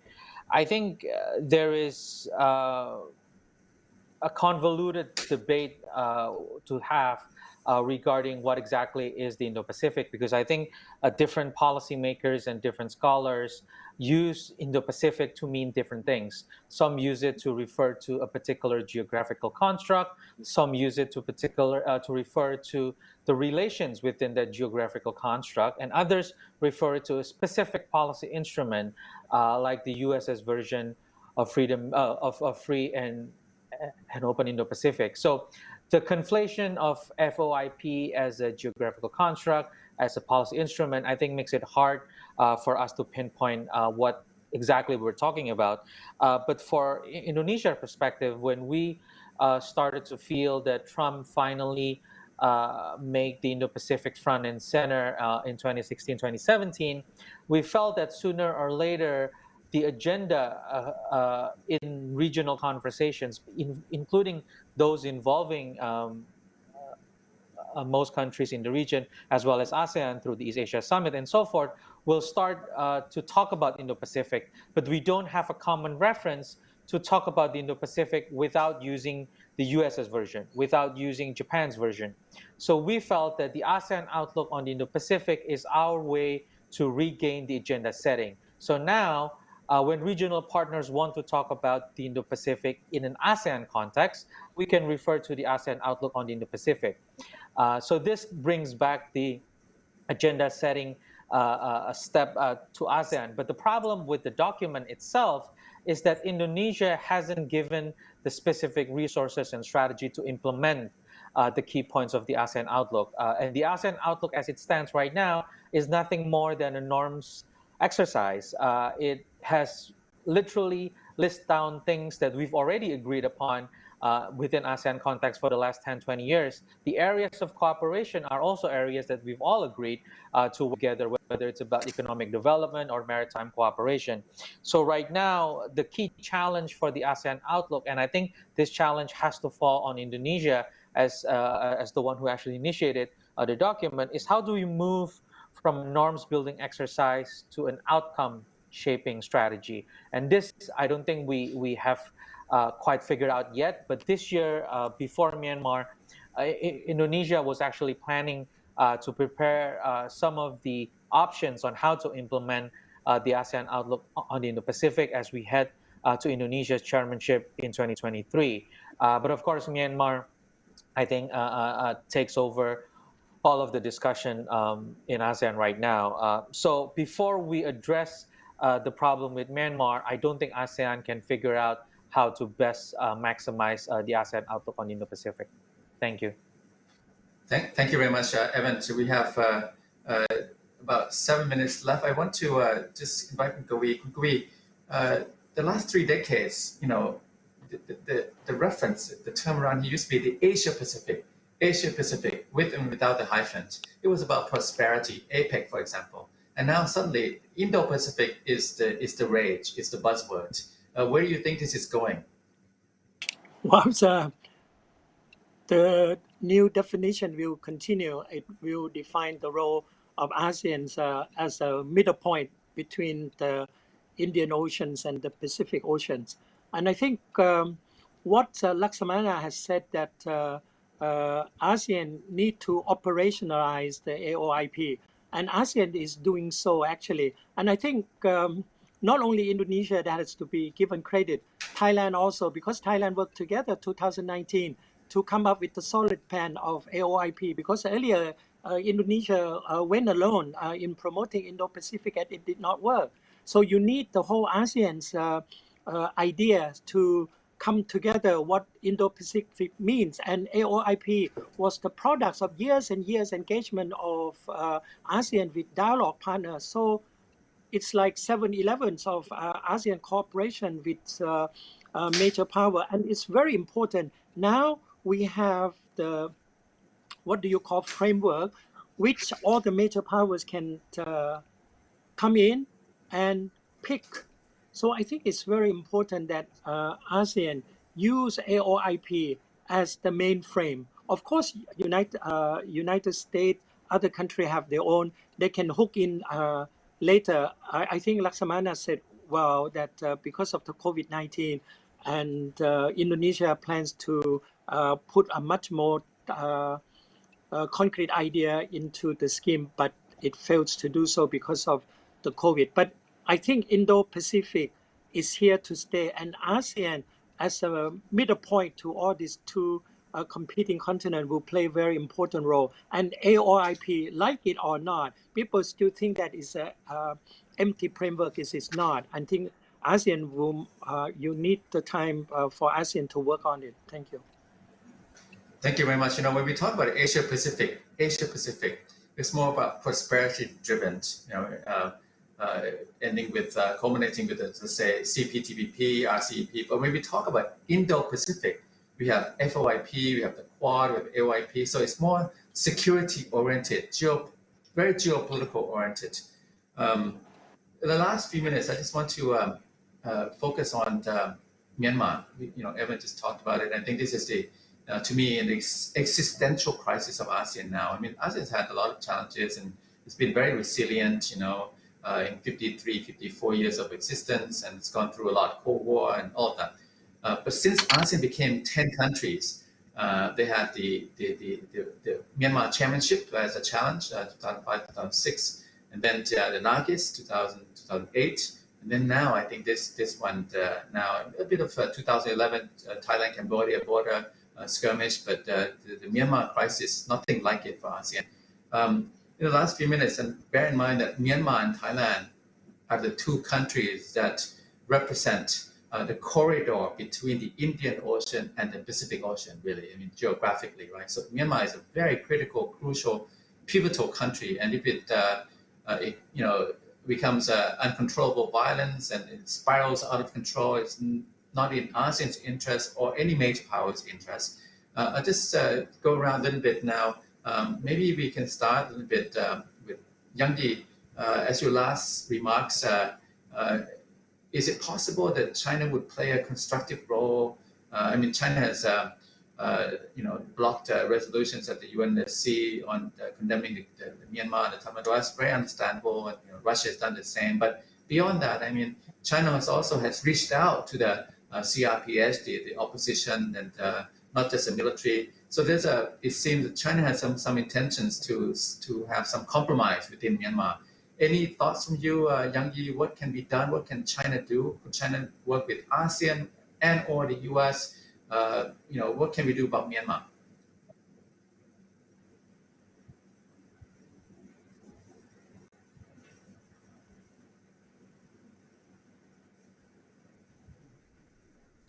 Yang Yi,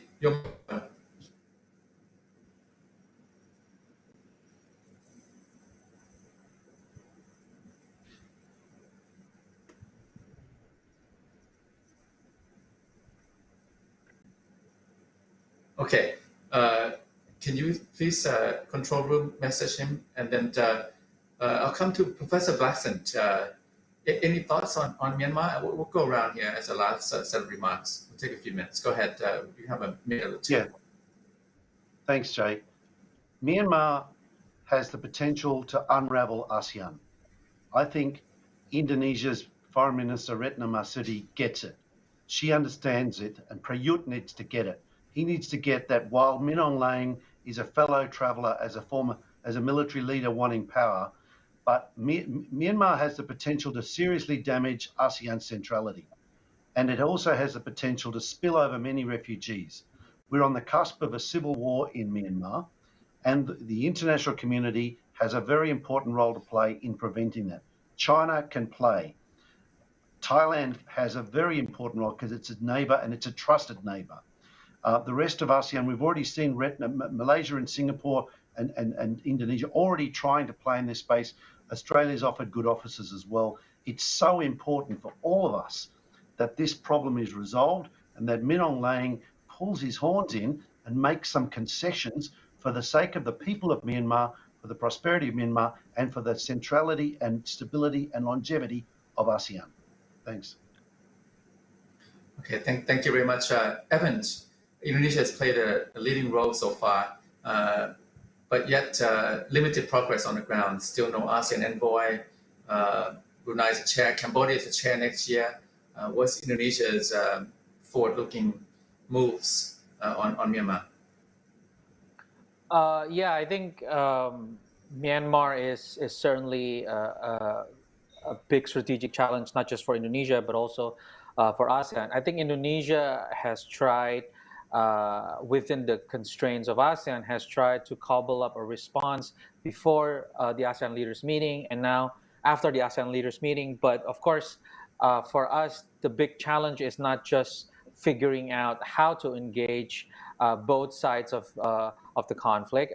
And I think at this point, there's no two sides. There's multiple sides in Myanmar. It's not just the SAC and NUG anymore. There's the EAOs and so much more complicated. But beyond the complexities of engaging Myanmar, right now, for the time being, the biggest challenge is just engaging the chair. I think the chair, whether we like it or not, in this particular time, has been particularly difficult to work with. There are last-minute meeting agendas, and sometimes when Indonesia pushes too hard, the chair also shuts down, and we basically don't have any response from the chair for a couple of days. So Indonesia is also very particularly careful that we don't want to push too hard and increase the stonewalling of the chair, but also makes it harder for us to cobble up a much more unified response at the ASEAN level. Right now, no matter how many ways you see the 5-point consensus being implemented, whether you see it as separate lines of effort or as a package deal, this is not going to be a 3-month affair or a 6-month affair. This is a multi-year and a multi-chair engagement. This is something that ASEAN has never done in terms of the scale, in terms of the purpose, in terms of the complexity of engagement. I think right now, we'll have to see what happens with the first visit. But as far as I know, I think Indonesia and Thailand has put forward specific names and recommendations to the chair on how to move forward. But at this point, I think it will only be after the holidays that the chair will respond. So I think if China and Australia and the US and others would like to contribute to the effort, I think external parties and stakeholders should find ways to support ASEAN's effort. And first and foremost, right now, can somebody please call Brunei and get them to actually start and move on? Thank you. Okay, thank you very much. That's a good point to note there, Evan. Cheng Chui, 1 minute of last remarks from you. Anything you'd like to add to the mix?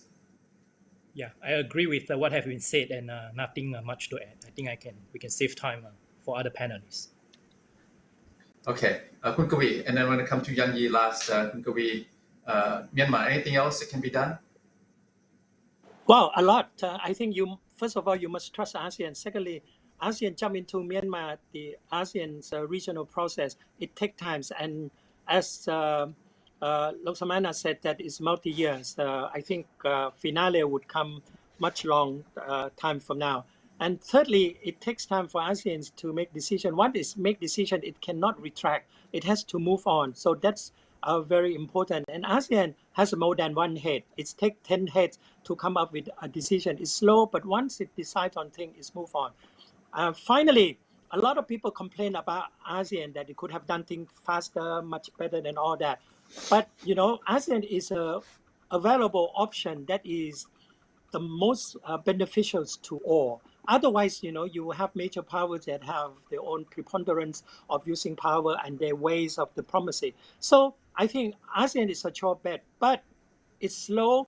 That's explain why the chair, we need to push. In fact, Thailand has pushed the ASEAN chair to do things faster. And also Thailand offered the formula, friends of the chair, with the idea of trying to share burdens with the current chair, Brunei. So I think you have to be a little bit more patient when you're dealing with ASEAN, Thank you. Yeah, thank you very much. I think that all of us in the webinar and even our audience members are all supporters and proponents of ASEAN centrality to varying degrees. I'm sure of it. But at the same time, I have to say, based on just what Evan has just said, also that we also have to recognize, ASEAN has to do more. What Evan said, getting a move on is right. It's not just, getting a free pass just by moving and cheering and kind of clapping that ASEAN can do something. It has to do something enough to address what needs to be done. So that's something about getting a move on. Let me come to Yang Yi as a last point. Yang Yi, last remarks from you. We missed you earlier because of the technical glitch. Anything can be done from China's point of view on Myanmar? Can China, US do something together? China, ASEAN? Because Myanmar, if Myanmar has a protracted civil war, multi-year, this cannot be good for Thailand or China, which has a long border. These are two longest borders of Myanmar. Yang Yi. Thank you. And I think that first it's very clear that China support ASEAN's efforts, and we hope that we also believe that ASEAN will play a very constructive role to soft landing the Myanmar situation. So for China, we'll continue to communicate and with ASEAN colleagues, and we support the ASEAN's efforts to Myanmar. And in the meantime, we have their own ways to communicate with each side of the Myanmar. And I think for the cooperation between the China and the US, I think right now, I think maybe we can have some, also some dialogue and exchange with views on that. But I don't think that Myanmar is a priority between the two bilateral relations right now. But there are still some rooms for cooperation, maybe in the future. Okay, thank you very much. I'm just going to wrap up with the 2 points. First, on the China-Australia friction and tension and escalation of tariffs and trade measures and so on, that maybe there's some dialogue. I think it's a little bit of from afar, from Bangkok, it's a bit of a brinkmanship. Once you get on it, you can't really back off. But if both back off at the same time, under certain conditions, maybe that's a way to de-escalate. And on Myanmar, I think that this is, Southeast Asia, we live in ASEAN, and vice versa, ASEAN lives in Southeast Asia. There's nowhere else to go. But I think on Myanmar, the ASEAN centrality is being challenged. We're seeing not just a Quad, but a lot of impatience and frustration from outside and inside, and especially inside Myanmar itself. We have now two competing governments in Myanmar. So I do hope, and we need to make it happen, that somehow, in some way, that the Myanmar spiraling violence and civil war has to de-escalate and eventually find a way of cessation. So on that note, thank you very much to all the audience members, and we had a pretty good turnout and all the speakers, and I'm thankful that you're joining for the second time. So we'll follow up in the future. I look forward to seeing all of the colleagues and friends around the region, hopefully in person soon. And we need more vaccine diplomacy around Southeast Asia, especially mainland Southeast Asia, to enable us to see each other soon. Thank you very much, Bangkok.